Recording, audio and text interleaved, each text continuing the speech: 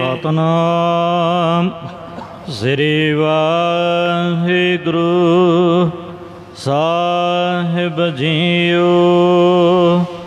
सूही महला पंजवा। सतगुरु पंजवें पातशाह शहीदां दे सरताज शांति दे सोमे गुरबाणी दी रचनहार धन धन श्री गुरु अर्जन देव साहिब जी महाराज सूही राग दे विच शोभामन उपदेश की बख्शिश करते हैं। जो किस कर सोई प्रभ मन है। जो हे भाई संत जन कुछ भी बेनती करते ने प्रभु परमात्मा वही बेनती उन्हों की मन लेंदा है। ओए राम नाम रंग राते। क्योंकि जिहड़े संत जन हन वो परमेश्वर के नाम दे प्रेम दे विच रते रहिंदे हन, रंगे रहिंदे ने। गुर रंगे से भये ने हाल। इस करके जिहड़े महाराज के नाम दे प्रेम रंग च रते रहिंदे वो निहाल हो जाते। वाहिगुरु अकाल पुरख उन्हां दी हरेक बेनती मंजूर कर लेंदा है। खुदा मंजूर करता है। दुआ जब दिल से होती है मुश्किल तो यही है कि ये मुश्किल से होती है। सो जे को बचन कमावे संतन का सो गुर प्रसादी तरिए। संत फजूल व्यर्थ नहीं बोलते। जे जियां दे ताई उपदेश दिंदे ने तां भी उन्हां दे भले दा है। जन पर उपकारी आए जी दान दे भगती लायन हर स्यों लैन मिलाए। ते जे वाहिगुरु जी के चरणों में बेनती करते ने तां भी सरबत के भले वास्ते करते ने। जिमें धन भगत बाबा फरीद जी एक बार दरिया के किनारे ते बैठे हुए सन। वो दरिया दे विच पूरी का पूरा बेड़ा ही डुब गया ते सारे ही मर गए। जिहड़े उन्हां दे साक संबंधी सन वो आके रोन लग पे। उन्हां दे विचों एक ने वेखिया कि कोई महापुरख बैठे ने। दुखी इंसान हरेक अगे तरले मारदा है। उन्हें अपना जिहड़ा संबंधी मुरदा होया सी उन्होंने लिया के ते बाबा फरीद साहब जी के चरणों में लटा दिता। आख्या हे बाबा जी कृपा करो ये साडा जिहड़ा प्राणी है इनू जीवित कर दियो। बाबा जी ने खुदा के चरणों में बेनती की ते वो जिउंदा होके उठ के बैठ गया। फिर ये गल सारिया ने देखी, ये फैल गई। वो जिन्ने भी मरे सन वो सारे ही बाबा जी के दुआले हो गए। उन्होंने सारिया ने आप अपने मुर्दे लिया के बाबा जी अगे रोना शुरू कर दिता। चीख चिहाड़ा पैंदा सुन के वो कहन साडा भी कृपा करके ये बंदा जिउंदा कर दियो जी, साडे भी प्राणी जिउंदे कर दियो। बाबा जी बड़े दयालु महापुरख सन। उन्होंने कोलों वेख के सहारिया ना गया तो उन्होंने खुदा के चरणों में इबादत की, अरदास की, अर्जोई बेनती की। खुदा ਅੱਲਾ ਤਾਲਾ ਹੈ। ਕਿਰਪਾ ਕਰ। ਇਹ ਵਿਚਾਰੇ ਬੜੇ ਦੁਖੀ ਨੇ, ਜਿਨ੍ਹਾਂ ਦੇ ਮਰੇ ਨੇ, ਇਹਨਾਂ ਸਾਰਿਆਂ ਨੂੰ ਜਿਉਂਦੇ ਕਰ ਦੇ। ਤਾਂ ਆਕਾਸ਼ਬਾਣੀ ਹੋਈ, ਕਹਿੰਦੇ ਫਰੀਦ ਤੂੰ ਬਹੁਤ ਵੱਡੀ ਬੇਨਤੀ ਕਰ ਰਿਹਾ ਹੈ। ਐਡੀ ਵੱਡੀ ਬੇਨਤੀ ਕਰਨੀ ਨਹੀਂ ਚਾਹੀਦੀ। ਇਹ ਜਿਹੜੀ ਅਰਦਾਸ ਤੂੰ ਕਰ ਰਿਹਾ ਹੈ, ਇਹ ਸਾਡੇ ਪਾਣੀ ਵਿੱਚ ਦਖਲ ਦੇ ਰਿਹਾ ਹੈ।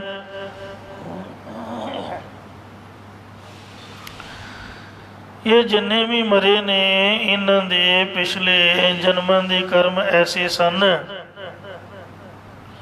ਕਿ ਇਹਨਾਂ ਨੇ ਡੁੱਬ ਕੇ ਮਰਨਾ ਸੀ। ਸੋ ਇਹਨਾਂ ਦੇ ਕਰਮ ਭੁਗਤਾ ਦਿੱਤੇ ਨੇ। ਤੇ ਤੂੰ ਖਹਿੜਾ ਨਾ ਕਰ, ਤੂੰ ਆਪ ਦਾ ਬੰਦਗੀ ਵਿੱਚ ਲੀਨ ਹੋ ਜਾ। ਦੁਨੀਆ ਦਾ ਕੁਛ ਨਾ ਕੁਛ ਹੋਇਆ ਰਹਿੰਦਾ ਹੈ, ਰੋਂਦੀ ਰਹਿੰਦੀ ਹੈ। ਜੇ ਸਾਰਿਆਂ ਦੀਆਂ ਹੀ ਅਰਦਾਸਾਂ ਕਰਨ ਲੱਗ ਪਓ ਫਿਰ ਔਖਾ ਹੁੰਦਾ ਹੈ। ਤੂੰ ਆਪ ਦਾ ਕੰਮ ਕਰੀ ਜਾ, ਮੈਨੂੰ ਆਪਣਾ ਕੰਮ ਕਰਨ ਦੇ। ਕਹਿੰਦਾ ਨਹੀਂ ਮਹਾਰਾਜ, ਇਹ ਲੋਕ ਮੇਰੇ ਕੋਲ ਰੋਂਦੇ ਵੇਖੇ ਨਹੀਂ ਜਾਂਦੇ। ਤੂੰ ਕਿਰਪਾ ਕਰਕੇ ਇਹਨਾਂ ਨੂੰ ਜਿਉਂਦੇ ਕਰ ਦੇ। ਇਹ ਸੁੱਖ ਦੇ ਨਾਲ ਆਪਣੇ ਘਰਾਂ ਨੂੰ ਜਾਣ। ਪੂਰੇ ਦਾ ਪੂਰਾ ਬੇੜਾ ਹੀ ਡੋਬਤਾ। ਹਮਾਰੇ ਕਹਿੰਦੇ ਇਹਨਾਂ ਦੇ ਕਰਮ ਸੀਗੇ, ਇਹਨਾਂ ਡੁੱਬ ਕੇ ਮਰਨਾ ਸੀ। ਮੈਂ ਵੀ ਕਿਹੜਾ ਚਾਹੁੰਦਾ ਕਿਸੇ ਨੂੰ ਮਾਰਨਾ, ਪਰ ਜੈਸਾ ਜੀਵਨ ਦਾ ਕਰਮ ਹੈ ਵੈਸਾ ਭੁਗਤਣਾ ਪੈਂਦਾ ਹੈ।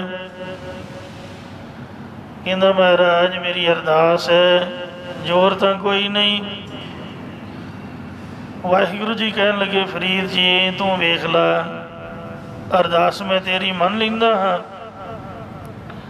ਪਰ ਇਹਨਾਂ ਬਦਲੇ ਤੈਨੂੰ ਭਗਤੀ ਦੇਣੀ ਪਏਗੀ। ਮੇਰੇ ਮਿਲਾਪ ਦੇ ਵਿੱਚ ਤੈਨੂੰ ਜ਼ਿਆਦਾ ਮੁਸ਼ੱਕਤ ਕਰਨੀ ਪਏਗੀ।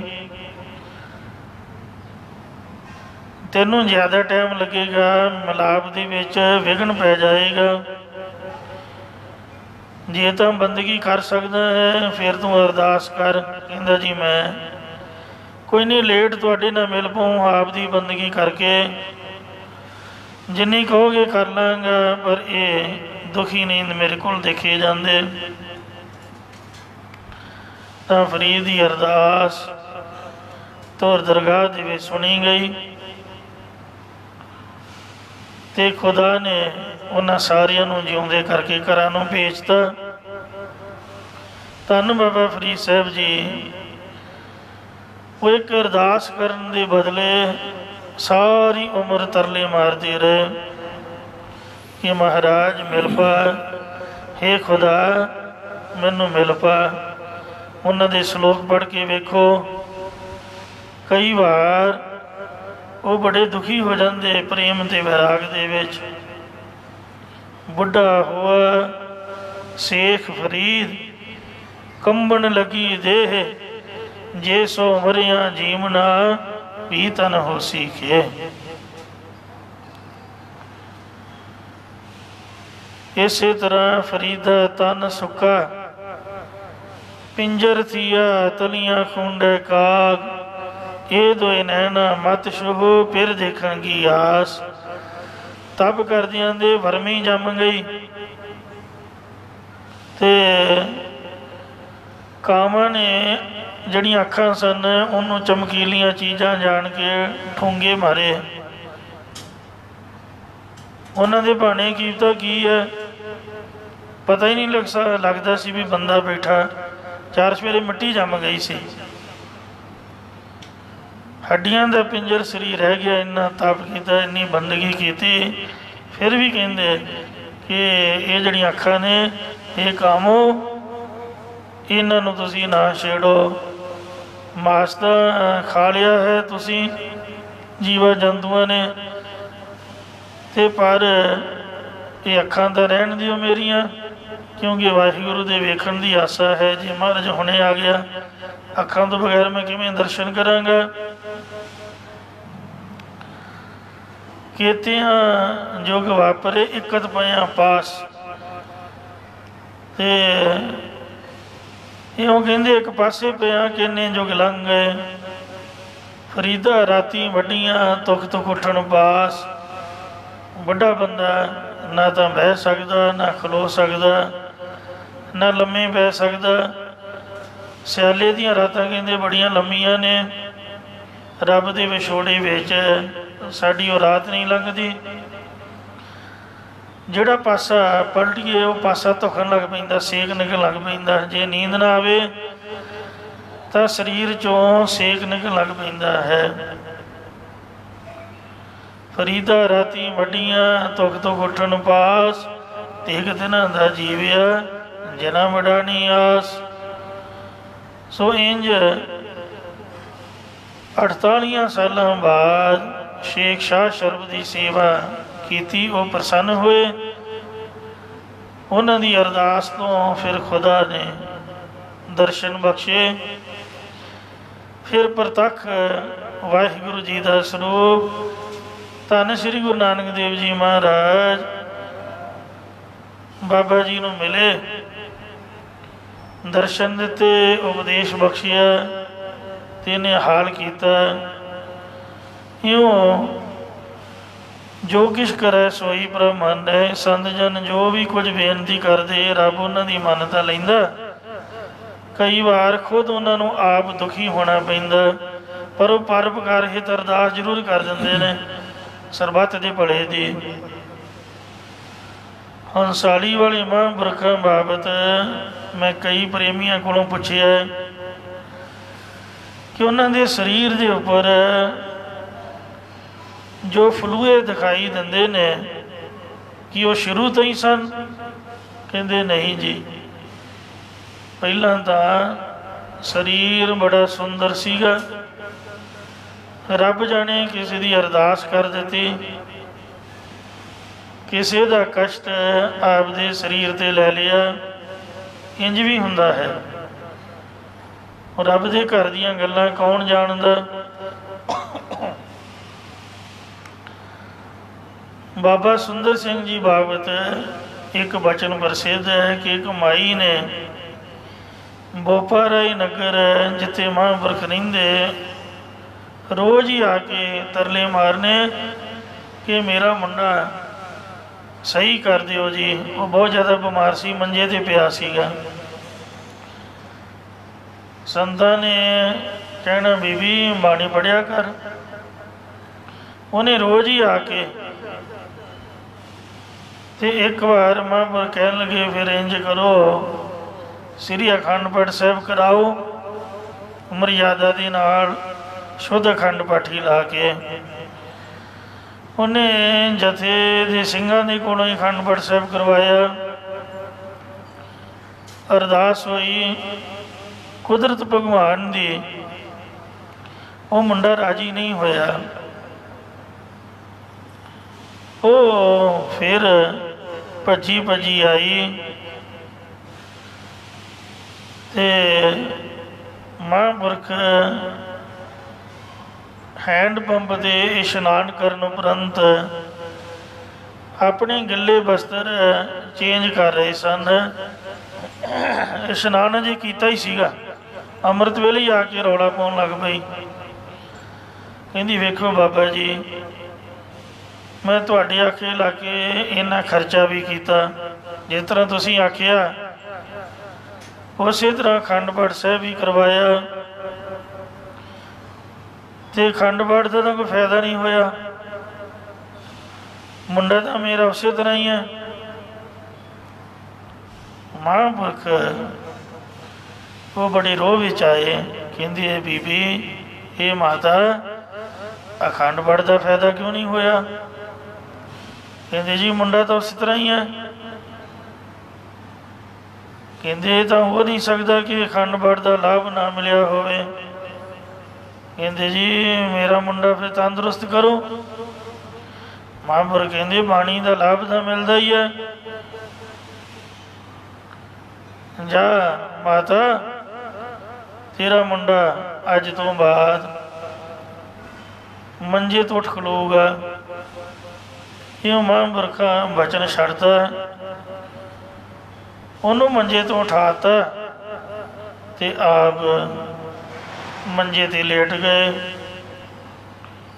ਉਹਨਾਂ ਨੂੰ ਥੋੜ੍ਹਾ ਸਰੀਰ ਦੀ ਉਹ ਪੈਰਾਲਾਈਜ਼ ਦੀ ਪ੍ਰੋਬਲਮ ਪੈ ਗਈ। ਉਸੇ ਬਹਾਨੇ ਨਾਲ ਹੀ ਲੁਧਿਆਣਾ ਹੌਸਪੀਟਲ ਕਾਫੀ ਚਿਰ ਦਾਖਲ ਰਹੇ। ਉਹੀ ਬਹਾਨਾ ਲਾ ਕੇ ਫਿਰ ਚੜ੍ਹਾਈ ਕਰ ਗਏ। ਵੇਖੋ, ਮੰਗਣ ਵਾਲਾ ਮੰਗਤਾ, ਉਹਨੂੰ ਜੇਬ ਦੇ ਵਿੱਚੋਂ 10 ਰੁਪਈਏ ਦੇਣੇ ਔਖੇ ਹਨ। ਆਪਾਂ ਸਭ ਤੋਂ ਛੋਟਾ ਸਿੱਕਾ ਲੱਭਦੇ ਹਾਂ, ਕੋਈ ਰੁਪਈਏ ਦਾ, ਕੋਈ 2 ਰੁਪਈਏ ਦਾ।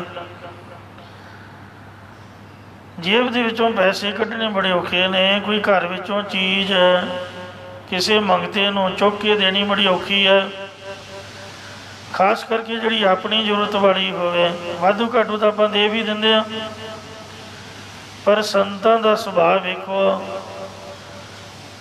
ਉਹ ਕਿਸੇ ਦਾ ਭਲਾ ਕਰਨ ਖਾਤਰ ਆਪਦੀ ਜਾਨ ਵੀ ਦਾਅ 'ਤੇ ਲਾ ਦਿੰਦੇ ਨੇ, ਆਪਦੀ ਤੰਦਰੁਸਤੀ ਵੀ ਦੂਜੇ ਨੂੰ ਅਰਦਾਸ ਕਰ ਦਿੰਦੇ, ਕਿਉਂਕਿ ਜਾਨ ਬਦਲੇ ਜਾਨ ਦੇਣੀ ਪੈਂਦੀ ਹੈ। ਰੱਬ ਦੇ ਭਾਣੇ ਵਿੱਚ ਸੰਤ ਦਖਲ ਨਹੀਂ ਦਿੰਦੇ, ਇਸ ਲਈ ਕਈਆਂ ਦਾ ਕਸ਼ਟ ਆਪਣੇ ਸਰੀਰ ਉੱਪਰ ਲੈ ਲੈਂਦੇ ਨੇ। ਬਹੁਤੀ ਦੂਰ ਕੀ ਜਾਣਾ, 8ਵੇਂ ਪਾਤਸ਼ਾਹ ਖੁਦ ਪਰਮਾਤਮਾ ਸੀਗੇ,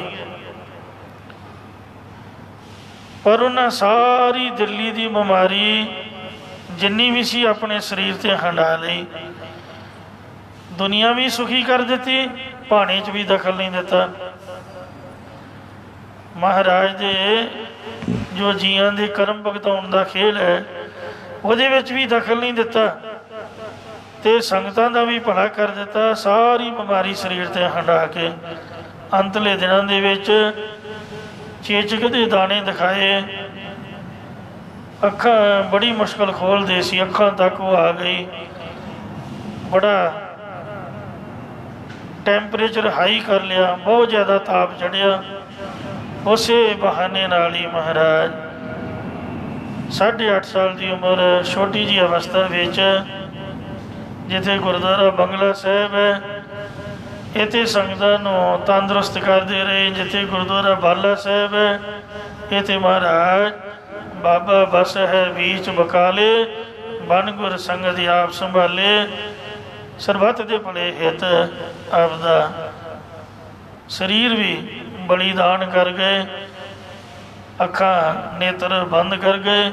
9ਵੇਂ ਪਾਤਸ਼ਾਹ ਗੁਰੂ ਤੇਗ ਬਹਾਦਰ ਜੀ ਮਹਾਰਾਜ ਨੇ ਜਦ ਬ੍ਰਾਹਮਣਾਂ ਨੇ ਅਰਦਾਸ ਕੀਤੀ, ਪੰਡਤਾਂ ਨੇ ਸ਼ਿਵ ਜੀ ਦੀ ਚਿੱਠੀ ਦਿਖਾਈ, ਮਹਾਰਾਜ ਕੋਲ ਰਿਹਾ ਨਾ ਗਿਆ। ਰੱਬ ਦੇ ਭਾਣੇ 'ਚ ਦਖਲ ਵੀ ਨਹੀਂ ਦਿੱਤਾ, ਅਤੇ ਸਾਰੀ ਹਿੰਦੂ ਕੌਮ ਵੀ ਬਚਾ ਲਈ। ਆਪਣਾ ਆਪ ਸਾਰਾ ਕਸ਼ਟ ਦੁਨੀਆ ਦਾ ਆਪਦੀ ਝੋਲੀ ਪਵਾ ਕੇ, ਸੀਸ ਬਲੀਦਾਨ ਦੇ ਕੇ ਉਹਨਾਂ ਨੂੰ ਸੁਖੀ ਕਰ ਦਿੱਤਾ। ਇਹੋ ਜਿਹੇ ਰੱਬ ਦੇ ਪਿਆਰੇ ਹੁੰਦੇ ਨੇ। ਮਹਾਰਾਜ ਉਹਨਾਂ ਦੀ ਗੱਲ ਕਦੀ ਨਹੀਂ ਮੋੜਦਾ। ਜੇ ਉਹ ਕਹਿ ਦੇਣ, ਏਡੇ ਏਡੇ ਵੱਡੇ ਲਿਖੀ ਹੋਏ ਨੇ ਦੁਨੀਆ ਦੇ ਵਿੱਚ, ਗੁਰੂ ਤਾਂ ਖੁਦ ਪਰਮਾਤਮਾ ਹੀ ਸੀਗੇ, ਉਹਨਾਂ ਬਾਰੇ ਤਾਂ ਆਪਾਂ ਕੀ ਕਹਿਣਾ। ਇੱਕ ਗੌਤਮ ਰਿਖੀ ਹੋਇਆ, ਗੌਤਮ ਰਿਖੀ ਸਤਯੁਗ ਦੇ ਵਿੱਚ। ਉਹਦੀ ਘਰਵਾਲੀ ਅਹਲਿਆ ਨੇ ਅਤੇ ਇੰਦਰ ਨੇ ਧਰਮ ਦੀ ਮਰਿਆਦਾ ਤੋਂ ਉਲਟ ਆਪਸ ਵਿੱਚ ਨਜਾਇਜ਼ ਸੰਬੰਧ ਕੀਤਾ, ਅਤੇ ਗੌਤਮ ਨੂੰ ਗੁੱਸਾ ਆਇਆ। ਜਿੱਥੇ ਉਹਨੇ ਇੰਦਰ ਨੂੰ 1000 ਪਗਾਂ ਦਾ ਸ਼ਰਾਪ ਦਿੱਤਾ, ਆਪਣੀ ਬੇਟੀ ਅੰਜਨੀ ਨੂੰ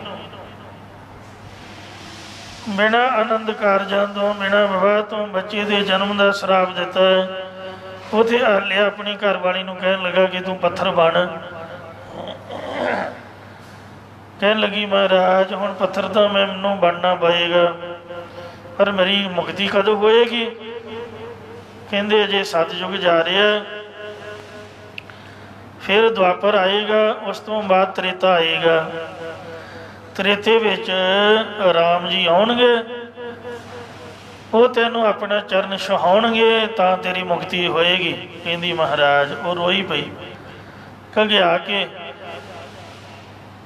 ਗੌਤਮ ਰਿਖੀ ਦੇ ਪੈਰ ਫੜ ਲਏ। ਕਹਿੰਦੀ, ਮਹਾਂਪੁਰਖੋ, ਹੇ ਸੰਤ ਜੀ, ਹੇ ਪਤੀ ਦੇਵ, ਗਲਤੀ ਹੋ ਜਾਂਦੀ ਹੈ, ਪਰ ਇੰਨਾ ਨਾ ਵਿਛੋੜੋ ਆਪ ਦੇ ਚਰਨਾਂ ਤੋਂ। ਮੈਂ 2-3 ਯੁੱਗ ਕਿੱਥੇ ਭਟਕਦੀ ਰਹਾਂਗੀ, ਆਪ ਤੋਂ ਵਿਛੜ ਕੇ ਦੁਖੀ ਹੋਵਾਂਗੇ। ਕਿਰਪਾ ਕਰੋ ਇਹਨਾਂ ਨਾ ਵਿਛੋੜੋ, ਮੈਨੂੰ ਜਲਦੀ ਮਿਲੋ। ਤਾਂ ਵੇਖੋ ਰਿਖੀ ਕਿੱਡਾ ਤਗੜਾ ਹੋਇਆ, ਉਹਨੇ ਜੋਗੀ ਪਲਟਾਤਾ, ਪੂਰੇ ਦਾ ਪੂਰਾ ਜੋਗੀ ਪਲਟਾਤਾ। ਤੁਸੀਂ ਸੱਚ ਨਹੀਂ ਮੰਨੋਗੇ, ਇਹ ਬਕਾਇਦਾ ਹਿੰਦੂ ਮਿਥਿਹਾਸ ਸਟੋਰੀ ਲਿਖੀ ਹੋਈ ਹੈ। ਬਾਣੀ ਦੇ ਵਿੱਚ ਵੀ ਇਹਨਾਂ ਦਾ ਜ਼ਿਕਰ ਆਇਆ। ਗੌਤਮ ਤਪਾ ਅਹਲਿਆ ਇਸਤਰੀ, ਤਿਸ ਦੇਖ ਇੰਦਰ ਲੋਭਾਇਆ, ਸਹਿ ਸਰੀਰ ਚੇਹਨ ਪਗ ਹੋਏ, ਤਾਮਨ ਪਛੋਤਾਇਆ। ਕੋਈ ਜਾਣ ਨਾ ਭੂਲੇ ਭਾਈ, ਸੋ ਭੂਲੇ ਜਿਸਾ ਭੁਲਾਏ, ਬੁਝੇ ਜਿਸੇ ਬੁਝਾਈ। ਰਹਾਉ ਤਿਨ ਹਰੀ ਚੰਦ ਪ੍ਰਿਥਵੀ ਪਤ ਰਾਜੈ, ਕਾਗਦ ਕੀਮ ਨਾ ਪਾਈ। ਔਗਣ ਜਾਣੇ ਤਾਂ ਪੁੰਨ ਕਰੇ ਕਿਉਂ, ਕਿਉਂ ਨੇ ਖਾਸ ਬਿਕਾਈ। ਕਰੋ ਅਢਾਈ ਧਰਤੀ ਮੰਗੈ, ਬਾਮਣ ਰੂਪ ਬਹਾਨੈ। ਕਿਉਂ ਪਿਆਲ ਜਾਏ ਕਿਉਂ ਛਲੀਐ, ਜੇ ਬਲ ਰੂਪ ਪਛਾਨੈ। ਰਾਜਾ ਜਨਮੇਜਾ ਦੇ ਮਤੀ ਮਰਜ ਵਿਆਸ ਭਰਾਇਆ, ਤਿਨ ਘਰ ਜਗ 18 ਕਾਏ, ਕਿਰਤ ਨਾ ਚਲੇ ਚਲਾਇਆ। ਕੀਤੇ ਕਰਮ ਬੰਦੇ ਦੇ ਕਦੀ ਵੀ ਨਹੀਂ ਚੱਲਦੇ, ਭੋਗੇ ਬਿਨ ਭਾਗੈ ਨਹੀਂ, ਕਰਮ ਗਤੀ ਬਲਵਾਨ। ਅਹਲਿਆ ਨੂੰ ਗੌਤਮ ਦੇ ਸ਼ਰਾਪ ਕਰਕੇ ਪੱਥਰ ਦਾ ਬਣਨਾ ਪਿਆ, ਪਰ ਜਦ ਉਹਨੇ ਅਰਦਾਸ ਕੀਤੀ, ਬੇਨਤੀ ਕੀਤੀ, ਤਾਂ ਗੌਤਮ ਰਿਖੀ ਨੇ ਵੇਖ ਲਓ ਮਰਜ਼ਾਦਾ ਹੀ ਬਦਲ ਦਿੱਤੀ। ਰੱਬ ਦੇ ਘਰ ਵੇਖੋ ਇੰਨੀ ਚੱਲਦੀ ਹੈ ਸੰਤਾਂ ਦੀ। ਰੱਬ ਆਪਦੀ ਕੀਤੀ ਉਹਨਾਂ ਦਾ ਮੋੜ ਲੈਂਦਾ, ਪਰ ਸੰਤਾਂ ਦਾ ਕਿਹਾ ਨਹੀਂ ਮੋੜਦਾ। ਕਹਿਣ ਲੱਗਾ ਕਿ ਤ੍ਰੇਤਾ ਪਹਿਲਾਂ ਆਏਗਾ, ਦੁਆਪਰ ਬਾਅਦ ਵਿੱਚ ਆਏਗਾ।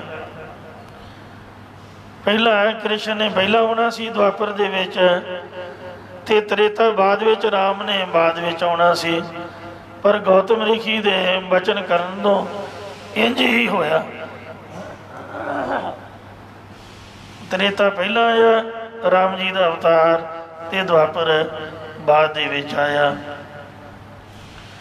ਇਸ ਵਾਸਤੇ ਮਹਾਰਾਜ ਕਥਨ ਕਰਦੇ ਨੇ, ਜੋ ਕਿਛ ਕਰੈ ਸੋਈ ਪ੍ਰਭ ਮਾਨੈ। ਇਹ ਭਾਈ ਸੰਤ ਜਨ ਜੋ ਵੀ ਕੁਝ ਬਚਨ ਕਰ ਦਿੰਦੇ, ਬੇਨਤੀ ਕਰ ਦਿੰਦੇ, ਪਰਮਾਤਮਾ ਉਹੀ ਉਹਨਾਂ ਦੀ ਮੰਨ ਲੈਂਦਾ ਹੈ। ਓਏ ਰਾਮ ਨਾਮ ਰੰਗ ਰਾਤੇ, ਕਿਉਂਕਿ ਉਹ ਪਰਮੇਸ਼ਰ ਦੇ ਨਾਮ ਰੰਗ ਪ੍ਰੇਮ ਦੇ ਵਿੱਚ ਰਤੇ ਰਹਿੰਦੇ ਨੇ।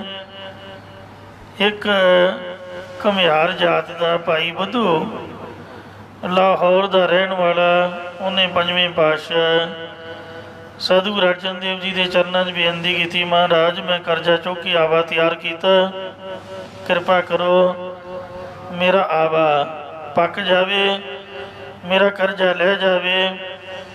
ਸਤਿਗੁਰੂ ਜੀ ਕਹਿੰਦੇ ਕਿ ਇੰਝ ਕਰੀ, ਆਪਣੇ ਘਰ ਜਾ ਕੇ ਸੰਗਤ ਨੂੰ ਪ੍ਰਸ਼ਾਦਾ ਛਕਾਈ, ਤੇ ਸੰਗਤ ਦੇ ਕੋਲੋਂ ਅਰਦਾਸ ਕਰਾਈ। ਸੰਗਤ ਦੀ ਅਰਦਾਸ ਕੀਤੀ, ਸਤਿਗੁਰੂ ਜੀ ਮੋੜਦੇ ਨਹੀਂ ਹਨ। ਉਹਨੇ ਇੰਝ ਹੀ ਕੀਤਾ, ਸੰਗਤ ਨੂੰ ਘਰ ਬੁਲਾਇਆ। ਸੰਗਤ ਨੇ ਸੁਖਮਨੀ ਸਾਹਿਬ ਪੜ੍ਹਿਆ ਹੋਏਗਾ, ਕੀਰਤਨ ਵੀ ਕੀਤਾ, ਅਰਦਾਸ ਹੋਈ। ਉਸ ਤੋਂ ਬਾਅਦ ਲੰਗਰ ਵਰਤਿਆ। ਜਦ ਲੰਗਰ ਵਰਤ ਗਿਆ, ਪੂਰੀਆਂ ਪੰਗਤਾਂ ਲੱਗੀਆਂ ਹੋਈਆਂ ਸਨ, ਤੇ ਸ਼ਲੋਕ ਕਾਮ ਕ੍ਰੋਧ ਲੋਭ ਮੋਹ, ਇਹ ਸ਼ਲੋਕ ਪੜ੍ਹਿਆ ਗਿਆ। ਸੰਗਤ ਬਿਲਕੁਲ ਪ੍ਰਸ਼ਾਦਾ ਛਕਣ ਨੂੰ ਤਿਆਰ ਬੈਠੀ, ਤਾਂ ਇੱਕ ਗੁਰੂ ਦਾ ਸਿੱਖ, ਗੁਰੂ ਦੇ ਪਿਆਰ ਵਾਲਾ, ਜਿਹਨੂੰ ਭਾਈ ਕੋਦੜੀਆ ਜੀ ਵੀ ਕਹਿੰਦੇ ਸਨ, ਭਾਈ ਕਮਲੀਆ ਜੀ ਵੀ ਕਹਿੰਦੇ ਸੀ, ਇਹਦਾ ਨਾਮ ਸੀ ਭਾਈ ਲੱਖੂ ਪਟੋਲੀਆ। ਇਹ ਲੱਖੂ ਧਾੜਵੀ ਸੀ। ਪਹਿਲਾਂ ਖੇਮਕਰਨ ਦੇ ਇਲਾਕੇ ਦੇ ਵਿੱਚ ਧਾੜ ਮਾਰ ਕੇ, ਯਾਨੀ ਕਿ ਡਾਕਾ ਮਾਰ ਕੇ ਕਈਆਂ ਨੂੰ ਲੁੱਟ ਲੈਂਦਾ। ਲੋਕ ਇਹਦੇ ਨਾਮ ਤੋਂ ਥਰ ਥਰ ਕੰਬਦੇ। ਇੱਕ ਵਾਰ ਭਾਈ ਪੁਰਾਣਾ ਜੀ ਦੇ ਮੱਥੇ ਲੱਗਾ, ਕੋਈ ਵਿਆਹ ਜਾਂਦੀਆਂ ਮਾਈਆਂ ਦੇ ਨੇ ਕੱਪੜੇ ਤੱਕ ਲਵਾ ਲਏ। ਜਿੰਨਾ ਗਹਿਣਾ ਗੱਟਾ ਸੋਨਾ ਚਾਂਦੀ ਉਹਨਾਂ ਤੋਂ ਪੰਡ ਬੰਨ੍ਹ ਲਈ। ਕੱਪੜੇ ਤੇ ਗਹਿਣਿਆਂ ਦੀ ਪੰਡ ਬੰਨ੍ਹ ਕੇ ਭਾਈ ਪੁਰਾਣਾ ਜੀ ਦੇ ਅੱਗੇ ਲਿਆ, ਇਹਨੇ ਰੱਖੀ ਤੇ ਅੱਧਾ ਜਿੰਨਾ ਵੀ ਸਮਾਨ ਸੀ ਉਹ ਭੇਟਾ ਕਰਕੇ ਮੱਥਾ ਟੇਕਿਆ। ਕਹਿਣ ਲੱਗਾ, ਸੰਤ ਜੀ ਤੁਸੀਂ ਬੜੇ ਜਾਰੇ ਮਹਾਂਪੁਰਖ ਹੋ। ਮੈਂ ਸੁਖਣਾ ਸੁਖੀ ਸੀ ਸਵੇਰੇ ਜਾਣ ਤੋਂ ਪਹਿਲਾਂ ਕਿ ਮੈਨੂੰ ਮੋਟਾ ਮਾਲ ਮਿਲੇ, ਤੁਸੀਂ ਇੰਨਾ ਮੋਟਾ ਮਾਲ ਦਿਵਾਇਆ।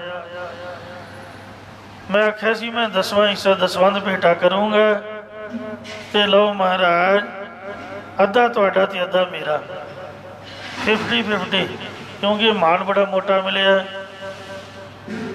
ਭਾਈ ਪੁਰਾਣਾ ਜੀ 5ਵੇਂ ਪਾਤਸ਼ਾਹ ਤੋਂ ਗੁਰੂ ਕੇ ਸਿੱਖ ਸਨ, 6ਵੇਂ ਪਾਤਸ਼ਾਹ ਤੱਕ ਰਹੇ। ਇਹ 5ਵੇਂ ਪਾਤਸ਼ਾਹ ਦੇ ਵੇਲੇ ਦੀ ਸਾਖੀ ਹੈ। ਜੰਗਲ 'ਚ ਬੈਠੇ ਅੰਮ੍ਰਿਤਸਰ ਤੋਂ ਇੱਧਰ ਖੇਮਗਨ ਵਾਲੇ ਇਲਾਕੇ ਦੇ ਵਿੱਚ ਤੇ ਡੇਲੀ ਤਪ ਕਰਨ ਆਉਂਦੇ, ਜਾਂਦੀ ਬਾਕੀ ਲੱਕੜਾਂ ਦੀ ਪੰਡ ਲੈ ਜਾਂਦੇ। ਮੈਂ ਕੱਲ੍ਹ ਹੀ ਸ਼ਾਇਦ ਸ਼ਾਹੂਕਾਰ ਦੀ ਸਾਖੀ ਸੁਣਾਈ ਸੀ, ਜਿਹਨੂੰ ਭਾਈ ਪੁਰਾਣਾ ਜੀ ਨੇ ਸੁਖਮਨੀ ਸਾਹਿਬ ਦਾ ਪਾਠ ਸੁਣਾ ਕੇ ਤਾਰ ਦਿੱਤਾ। ਇਹ ਜਿਹੜਾ ਲੱਖੂ ਧਾੜਵੀ ਸੀ, ਇਹਨੂੰ ਦਬਕਾ ਮਾਰਿਆ। ਕਹਿੰਦੇ ਕੌਣ ਹੈ ਤੂੰ ਓਏ? ਕਹਿੰਦਾ ਜੀ ਮੈਂ ਲੱਖੂ ਹਾਂ, ਡਾਕੂ, ਇਸ ਇਲਾਕੇ ਦਾ ਮੰਨਿਆ ਪਰਮੰਨਿਆ। ਮੇਰਾ ਨਾਮ ਸੁਣ ਕੇ ਦੁਨੀਆ ਡਰਦੀ ਹੈ, ਤੁਸੀਂ ਨਹੀਂ ਮੈਨੂੰ ਜਾਣਦੇ। ਕਹਿੰਦੇ ਮੈਂ ਦੱਸਦਾ ਤੈਨੂੰ, ਤੂੰ ਵੱਡਾ ਡਾਕੂ ਬਣਿਆ ਫਿਰਦਾ। ਜੇ ਮੇਰੀ ਸੁਖਣਾ ਪੂਰੀ ਹੋ ਸਕਦੀ ਹੈ ਤੇ ਮੈਂ ਹੁਣੇ ਤੈਨੂੰ ਸ਼ਰਾਪ ਦੇ ਕੇ ਸਾੜ ਕੇ ਸਵਾਹ ਕਰ ਦਿਆਂਗਾ। 10 ਪੁੱਤ ਮੈਂ ਤੈਨੂੰ ਕਾਹਦੇ ਚੋਰੀ ਕਰਨ ਬਾਰੇ, ਡਾਕਾ ਮਾਰਨ ਬਾਰੇ ਆਖਿਆ, ਤੂੰ ਸਾਨੂੰ ਵੀ ਗੁਨਾਹਗਾਰ ਬਣਾ ਰਿਹਾ। ਆ ਕਿੰਨਾਂ ਦੇ ਕੱਪੜੇ ਲਾਹ ਕੇ ਲੈਂਦੇ ਵਿਚਾਰੀਆਂ ਮਾਈਆਂ ਬੀਬੀਆਂ, ਉਹਨਾਂ ਦੇ ਮਨ 'ਤੇ ਕੀ ਬੀਤੀ ਹੋਊਗੀ? ਉਹ ਰੋਂਦੀਆਂ ਹੋਣਗੀਆਂ, ਵਿਆਹ ਵਾਲੇ ਕੱਪੜੇ ਨੇ, ਉਹਨਾਂ ਕਿਤੇ ਜਾਣਾ ਹੋਊਗਾ। ਉਹ ਝਾੜੀਆਂ ਵਾਲੇ ਬੈਠੀਆਂ ਵਿਚਾਰੀਆਂ ਰੋ ਰਹੀਆਂ ਦੀ ਜਾਨ ਨੂੰ। ਕਹਿੰਦੇ ਜਾ ਇੱਥੋਂ ਨਿਕਲ ਜਾ, ਜਾ ਕੇ ਉਹਨਾਂ ਨੂੰ ਕੱਪੜੇ ਦੇ ਕੇ ਆ, ਫਿਰ ਸਾਡੇ ਨਾਲ ਗੱਲ ਕਰੀ, ਨਹੀਂ ਤਾਂ ਮੈਂ ਹੁਣੇ ਤੇਰੀ ਲੱਤ ਭੰਨ ਸੁੱਟੂਗਾ। ਪੂਰਨ ਮਹਾਂਪੁਰਖ ਉਹਨਾਂ ਦੇ ਬਚਨ ਦਾ ਅਸਰ ਹੁੰਦਾ। ਕਹਿੰਦਾ ਜੀ ਮਾਫ਼ ਕਰੋ, ਕੰਨਾਂ ਨੂੰ ਹੱਥ ਲਾਏ। ਕਹਿੰਦੇ ਜਾ ਪਹਿਲਾਂ, ਮਾਫ਼ ਬਾਅਦ 'ਚ ਕਰਾਂਗੇ। ਇਹ ਸਾਰਾ ਕੁਝ ਉਹਨਾਂ ਨੂੰ ਵਾਪਸ ਕਰਕੇ ਆ। ਉਹਨਾਂ ਨੂੰ ਵਾਪਸ ਕੀਤਾ, ਫਿਰ ਆਇਆ। ਕਹਿੰਦੇ ਜੋ ਕੁਛ ਵੀ ਘਰ ਦੇ ਵਿੱਚ ਹੈ, ਲੁੱਟ ਦਾ ਸਮਾਨ ਸਭ ਵਾਪਸ ਕਰ ਦੇ। ਸਭ ਕੁਝ ਵਾਪਸ ਕਰਤਾ। ਕਹਿੰਦਾ ਜੀ ਕਿਰਪਾ ਕਰੋ, ਮੈਂ ਤੁਹਾਡਾ ਸਿੱਖ ਹਾਂ, ਆਪ ਮੇਰੇ ਗੁਰੂ ਹੋ, ਮੇਰੇ ਭਲੇ ਦਾ ਉਪਦੇਸ਼ ਬਖਸ਼ੋ। ਕਹਿੰਦੇ ਚੱਲ ਤੈਨੂੰ ਗੁਰੂ ਦੇ ਪੇਸ਼ ਕਰਦੇ ਹਾਂ। ਗੁਰੂਆਂ ਦੀ ਗੁਰੂ ਸ੍ਰੀ ਗੁਰੂ ਅਰਜਨ ਦੇਵ ਜੀ ਮਹਾਰਾਜ ਨੇ ਭਾਈ ਪੁਰਾਣਾ ਜੀ ਪਰਉਪਕਾਰੀ ਲੱਖੂ ਧਾੜਵੀ ਨੂੰ ਸਤਿਗੁਰੂ ਅਰਜਨ ਦੇਵ ਜੀ ਦੇ ਚਰਨਾਂ ਵਿੱਚ ਲੈ ਕੇ ਆਏ। ਮਹਾਰਾਜ ਨੇ ਇਹੋ ਜਿਹੀ ਕਿਰਪਾ ਕੀਤੀ, ਜੇ ਕੋਈ ਮਾੜਾ ਬੰਦਾ, ਪਹਿਲੀ ਗੱਲ ਤਾਂ ਸੁਧਰਨਾ ਔਖਾ ਹੈ। ਜੇ ਰੱਬ ਦੀ ਕਿਰਪਾ ਨਾਲ ਸੁਧਰ ਜਾਏ ਤੇ ਫਿਰ ਬੜਾ ਚੜ੍ਹਦੀ ਕਲਾ ਵਾਲਾ ਬਣਦਾ, ਕਿਉਂਕਿ ਉਹਨੇ ਸਾਰਾ ਕੁਝ ਵੇਖਿਆ ਹੁੰਦਾ। ਮਨ ਮਾਰੇ ਬਿਨ ਭਗਤ ਨਾ ਹੋਈ, ਭਗਤੀ ਮਨ ਮਾਰੇ ਤੋਂ ਬਗੈਰ ਨਹੀਂ ਹੁੰਦੀ। ਤੇ ਜਦ ਉਹਨੇ ਸਭ ਕੁਝ ਹੀ ਵੇਖ ਲਿਆ, ਫਿਰ ਉਹ ਮਨ ਮਾਰ ਕੇ ਬੰਦਗੀ ਕਰਦੇ। ਭਾਈ ਲੱਖੂ ਨੇ ਗੁਰੂ ਸਾਹਿਬ ਦੀ ਕਿਰਪਾ ਨਾਲ ਜਪਜੀ ਸਾਹਿਬ ਦੇ ਪਾਠ ਹਰ ਰੋਜ਼ 25 ਕਰਨੇ ਸ਼ੁਰੂ ਕਰ ਦਿੱਤੇ। 25 ਪਾਠਾਂ ਦੇ ਪ੍ਰਤਾਪ ਕਰਕੇ ਗੁਰੂ ਸਾਹਿਬ ਨੇ ਉਹਨੂੰ ਬ੍ਰਹਮ ਗਿਆਨ ਬਖਸ਼ ਦਿੱਤਾ। ਤੇ ਲਾਹੌਰ ਦੀਆਂ ਗਲੀਆਂ ਦੇ ਵਿੱਚ ਐ ਕਮਲੀਆਂ ਵਾਂਗ ਤੁਰਿਆ ਫਿਰਦਾ ਰਹਿੰਦਾ। ਲੋਕ ਸਮਝਦੇ ਵੀ ਇਹ ਕਮਲਾ ਹੈ, ਪਰ ਸੀ ਬ੍ਰਹਮ ਗਿਆਨੀ। ਮੋਢੇ 'ਤੇ ਕਾਲੀ ਕਮਲੀ ਇਹਨੇ ਰੱਖੀ ਹੁੰਦੀ, ਕੱਪੜੇ ਇੰਜ ਦੇ ਹੀ ਪਾਏ ਹੁੰਦੇ। ਲੋਕ ਵੇਖ ਕੇ ਮੂੰਹ ਪਰਾਂ ਨੂੰ ਕਰ ਲੈਂਦੇ। ਤੇ ਜੇ ਕੋਈ ਕਹਿੰਦਾ ਪ੍ਰਸ਼ਾਦਾ ਛਕ ਲਓ, ਉਹਨੂੰ ਪੁੱਛਦਾ ਤੁਹਾਨੂੰ ਜਪਜੀ ਸਾਹਿਬ ਯਾਦ ਹੈ? ਜੇ ਤਾਂ ਜਪਜੀ ਸਾਹਿਬ ਯਾਦ ਹੁੰਦਾ, ਮੂੰਹ ਜ਼ਬਾਨੀ ਪੁੱਛਣਾ ਵੀ ਡੇਲੀ ਨਿਤਨੇਮ ਕਰਦੇ ਹੋ, ਫਿਰ ਉਹਦੇ ਹੱਥ ਦਾ ਪ੍ਰਸ਼ਾਦਾ ਛਕਣਾ। ਤੇ ਕਈਆਂ ਮਾਈਆਂ ਬੀਬੀਆਂ ਨੇ ਭਾਈ ਲੱਖੂ ਜੀ ਨੂੰ ਪ੍ਰਸ਼ਾਦਾ ਛਕਾਉਣ ਵਾਸਤੇ ਜਪਜੀ ਸਾਹਿਬ ਦਾ ਪਾਠ ਜ਼ਬਾਨੀ ਯਾਦ ਕਰ ਲਿਆ। ਇਉਂ ਇਹਨਾਂ ਦੇ ਪ੍ਰਚਾਰ ਦਾ ਇੱਕ ਵੱਖਰਾ ਤਰੀਕਾ ਸੀਗਾ।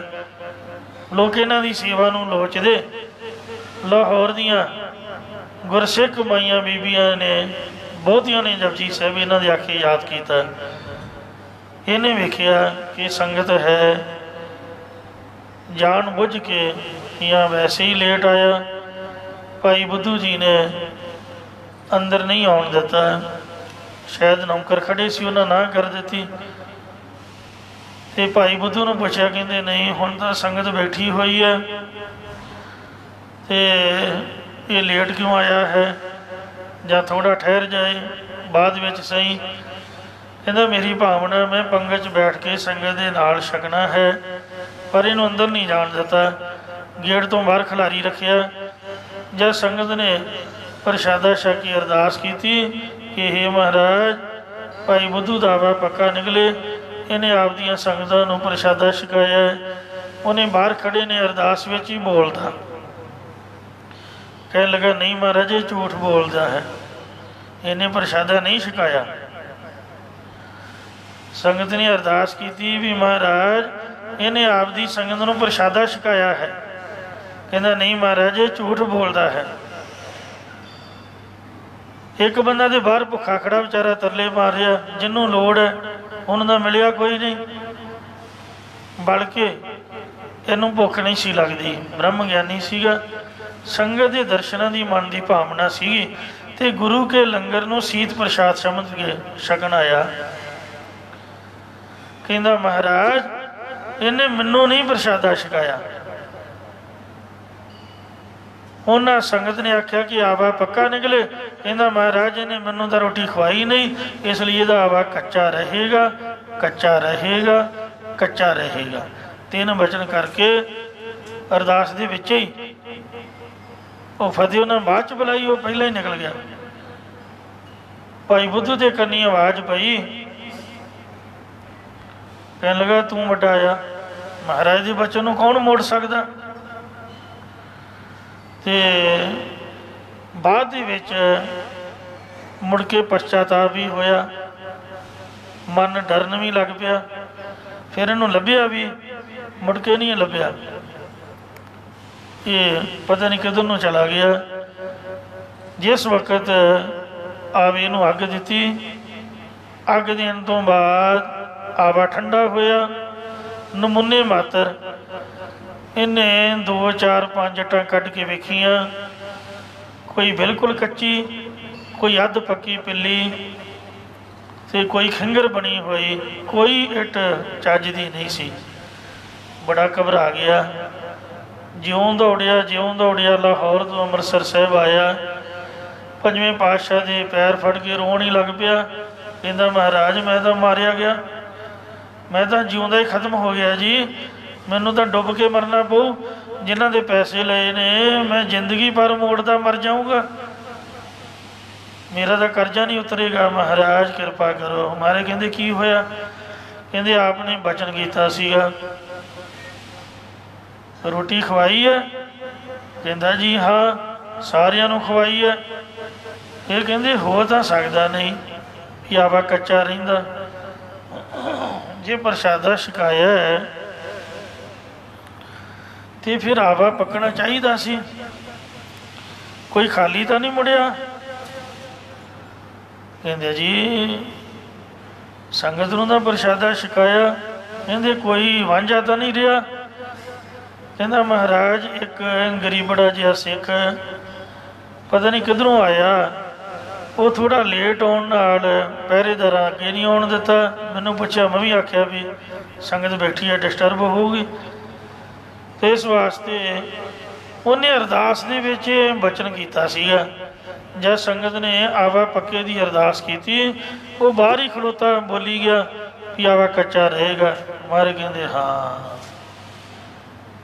ਉਹ ਸਿੱਖ ਆਮ ਸਿੱਖ ਨਹੀਂ ਸੀਗਾ, ਉਹ ਬ੍ਰਹਮ ਗਿਆਨੀ ਗੁਰੂ ਨਾਨਕ ਸਾਹਿਬ ਦੀ ਕਿਰਪਾ ਦਾ ਪਾਤਰ 25 ਪਾਠ ਜਪਜੀ ਸਾਹਿਬ ਦੇ ਕਰਦਾ ਹੈ। ਉਹ ਸਾਡਾ ਅਤੀ ਪਿਆਰ ਵਾਲਾ ਸਿੱਖ ਹੈ। ਪ੍ਰਭ ਜੀ ਬਸੈ ਸਾਧ ਕੀ ਰਸਨਾ, ਉਹਦੀ ਰਸਨਾ ਦੀ ਸਾਡਾ ਨਿਵਾਸ ਹੈ। ਜੋ ਉਹਨੇ ਕਹਿਤਾ ਅਸੀਂ ਆਪ ਦਾ ਬਚਨ ਵਾਪਸ ਲੈਂਦੇ ਹਾਂ। ਕਹਿੰਦਾ ਮਹਾਰਾਜ ਆਪ ਨੇ ਤਾਂ ਬਚਨ ਕੀਤਾ ਸੀ, ਮਰ ਕਹਿੰਦੇ ਮੈਂ ਆਪ ਦਾ ਬਚਨ ਵਾਪਸ ਲੈਣਾ। ਬਾਈ ਆਪਣਾ ਮੈਂ ਝੂਠਾ ਕਰਦਾ ਬਚਨ, पर सिख का वचन नहीं मैं मोड़ सकता, क्योंकि वो ले वाला सिख है। जो उन्हें कहता वो सानू मनना पएगा। वो प्रेमी सिख है। उन्हें महाराज के प्यार के वचन किया, कहता जी मैं तो फिर गरीब मारिया गया, जे वो तुहाडा सिख है तो मैं भी महाराज आप दा ही सिख हाँ, मेरा भी बचा करो जी, मैं तो मर जाऊँगा जी, मैं तो इत्थे रहूँगा, मैं कित्थे जाऊँगा, मेरा भी भला करो, मैं भी आप दा सिख हाँ। किड्डी दूर तो वेखो आ दूजी बार आया हाँ, तुहाडा वचन बन के प्रसाद भी छकाया। अच्छा फिर महाराज कहन लगे भी चलो इंज करते हैं, गुरु नानक साहब दयालु कृपालू ने तेरी लाज भी रखणगे, ते तू महाराज के चरणों में अरदास कर, मत्था टेक, स्नान पान कर, लंगर पानी छक, हौसला रख। तेरे आवे दियां इट्टां तां उंज ही रहणगियां जिस तरह तू वेख के आया, कच्चियां बिल्लियां, पर गुरु साहब की कृपा नाल विक जाणगियां पक्कियां दे पा। गल तां करजे दी है ना, करजा भी उतर जाएगा ते तू खुशहाल भी हो जाएगा, पर सिख का वचन पूरा रहेगा। इट्टां बिल्लियां ही रहणगियां, उन्होंने नहीं मैं पका सकदा। इं साध संगत जी हो भाई पटोलिया, भाई कमलिया, भाई लखो, एको ही सिख के 3 नाम ने। जिहड़ा जो मूँह आया वड्डे बंदे नूं सही बुलाउंदे ने, सिंह साहब, फलाना सिंह खालसा। जिहड़े मेरे तेरे वर्गे गरीब गुरबे उन्होंने तो एवें ही बुलाउंदे हन। दुनिया की रीति है, जिहड़ा मर्जी ना रख लेंदे ने। तो इस तरह बाहरी स्वरूप वह जान के जिस तरह मर्जी कोई बुला लेंदा। लोगों ने अपने नाम बनाए हुए सी, पर सी वो महापुरख गुरु साहब ने वह वचन नहीं मोड़िया है। इंज पंजवें पातशाह फरमाउंदे ने, सोही महला पंजवा, जो किश करै सोई प्रभ मानै। सतगुरु पंजवें पातशाह जी कहते ने, गुरुद्वारे तो संतां दी चलदी है। कई बार पढ़े लिखे गुरमुख ईरखा करते हैं भी अखर तो इन्हों एक नहीं आता, तो प्रधान बने हुए, मुखी बने हुए, असी क्यों नहीं अगे आ सकते। पर इत्थे गल चलती है सेवा की। जिन्ना भी बंदा वध पढ़ जाए वो सेवा छड्ड दिंदा। जिहड़े माड़ा फेरदे ने ते सेवा करते ने वो अनपढ़ ते कमले बंदे बहुते हुंदे ने। पढ़े लिखे ना तो पाठ पूजा करते ते ना सेवा दे विच रुचि रखते ने। उन्हां दे भाणे तो बाणी एक जीवन जाच है। दूजा भी पाठ करता जां भजन बंदगी वाला होए उत्थे भी तर्क करते हैं। अजकल यही कुछ चल रहा। दुनिया बहुत ही पढ़ लिख गई है, डिप्लोमे डिग्रियां का आम ही है पढ़ाई लिखाई। तो इस वास्ते सेवा वालियां नूं वो तर्क करते हैं, मखौल करते हैं। इसलिए महाराज सच्चे पातशाह जी कहते भी गुरु घर तो नाम अभ्यासी ते सेवा वालियां दी प्रधानगी है। इत्थे तो उन्हां दी चलदी है। इत्थे दी गल तां की कहनी, रब दे घर परमात्मा भी सचखंड तुर दरगाह दे विच भी जिहड़ा वाहिगुरू है उन्हां दी अरदास बेनती उन्हां दा वचन खुद आप मनदा है। होए राम नाम रंग राते, क्योंकि वो परमेश्वर दे नाम दे रंग प्रेम दे विच रते रहिंदे ने। भाई बुद्धू वापस आया ते सौण भादरों दीयां बरसातां होईयां। जिहड़ा समण बुरज है शाही किला ਉਹਦੇ दरिया वाले पासे वाली कंध जिहड़ी है वो बारिश पैण तो डिग पई। आवे सारे बंद होने कारण इट्टां कितों मिलियां नहीं ते ਉਹਦੀ नींह दे विच पानी पै रिहा सीगा। बादशाह दे कहण तो जल्दी जल्दी कहंदे प्रबंध करो। भाई बुद्धू दे आवे तो पिल्लियां ते खिंगरियां इट्टां मिलियां। नींह दे विच सारियां ही चल जांदियां ने। ਤੇ ਇਸ ਵਾਸਤੇ ਨੀਂਹ ਭਰਨ ਖਾਤਰ ਉਹ ਜਿੰਨਾ ਆਵੇ ਦਾ ਸਾਰੇ ਦਾ ਸਾਰਾ ਆਵਾ ਸੀਗਾ ਇੱਟਾਂ, ਉਹ ਸਾਰੀਆਂ ਡਬਲ ਰੇਟ ਦੇ ਵਿੱਚ ਸਰਕਾਰੀ ਬੰਦਿਆਂ ਨੇ ਖਰੀਦ ਲਈਆਂ। ਭਾਈ ਬੁੱਧੂ ਨੂੰ ਡਬਲ ਲਾਭ ਹੋਇਆ, ਕਰਜ਼ਾ ਵੀ ਲੈ ਗਿਆ ਤੇ ਅਗਲੇ ਆਵੇ ਵਾਸਤੇ ਵੀ ਪੂੰਜੀ ਆ ਗਈ ਤੇ ਘਰ ਦੇ ਗੁਜ਼ਾਰੇ ਵਾਸਤੇ ਵੀ। ਇੰਝ ਸੋ ਮਹਾਰਾਜ ਜੀ ਸੱਚੇ ਪਾਤਸ਼ਾਹ ਦੀ ਕਿਰਪਾ ਹੋਈ। ਤੈਨ ਕੀ ਸੋਭਾ ਸਭਨੇ ਥਾਈ। ਤਿੰਨਾਂ ਮਹਾਂਪੁਰਖਾਂ ਦੀ ਲੋਕ ਬਲੋਕ ਆਦਿਕ ਸਾਰੀਆਂ ਜਗ੍ਹਾ 'ਤੇ ਸ਼ੋਭਾ ਹੁੰਦੀ ਹੈ। ਮਾਤਾ ਗੰਗਾ ਜੀ ਨੂੰ ਕਰਮੋਂ ਨੇ ਬੋਲੀ ਮਾਰੀ, ਮਾਤਾ ਜੀ ਦਾ ਮਨ ਦੁਖੀ ਹੋਇਆ।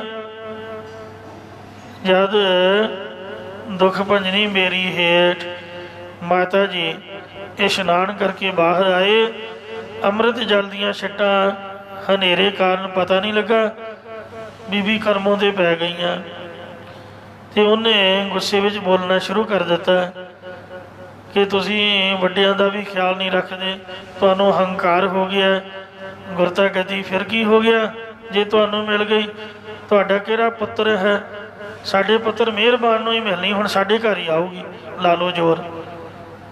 ਇਸ ਤਰ੍ਹਾਂ ਬਹੁਤ ਉਹਨੇ ਬੋਲਿਆ ਅੰਮ੍ਰਿਤ ਵੇਲਾ। ਮਾਤਾ ਜੀ ਦਾ ਮਨ ਦੁਖੀ ਹੋਇਆ। ਮਾਤਾ ਜੀ ਬ੍ਰਹਮ ਗਿਆਨੀ ਸਨ, ਉਹਨਾਂ ਦੇ ਮਨ ਵਿੱਚ ਕੋਈ ਫੁਰਨਾ ਨਹੀਂ ਸੀਗਾ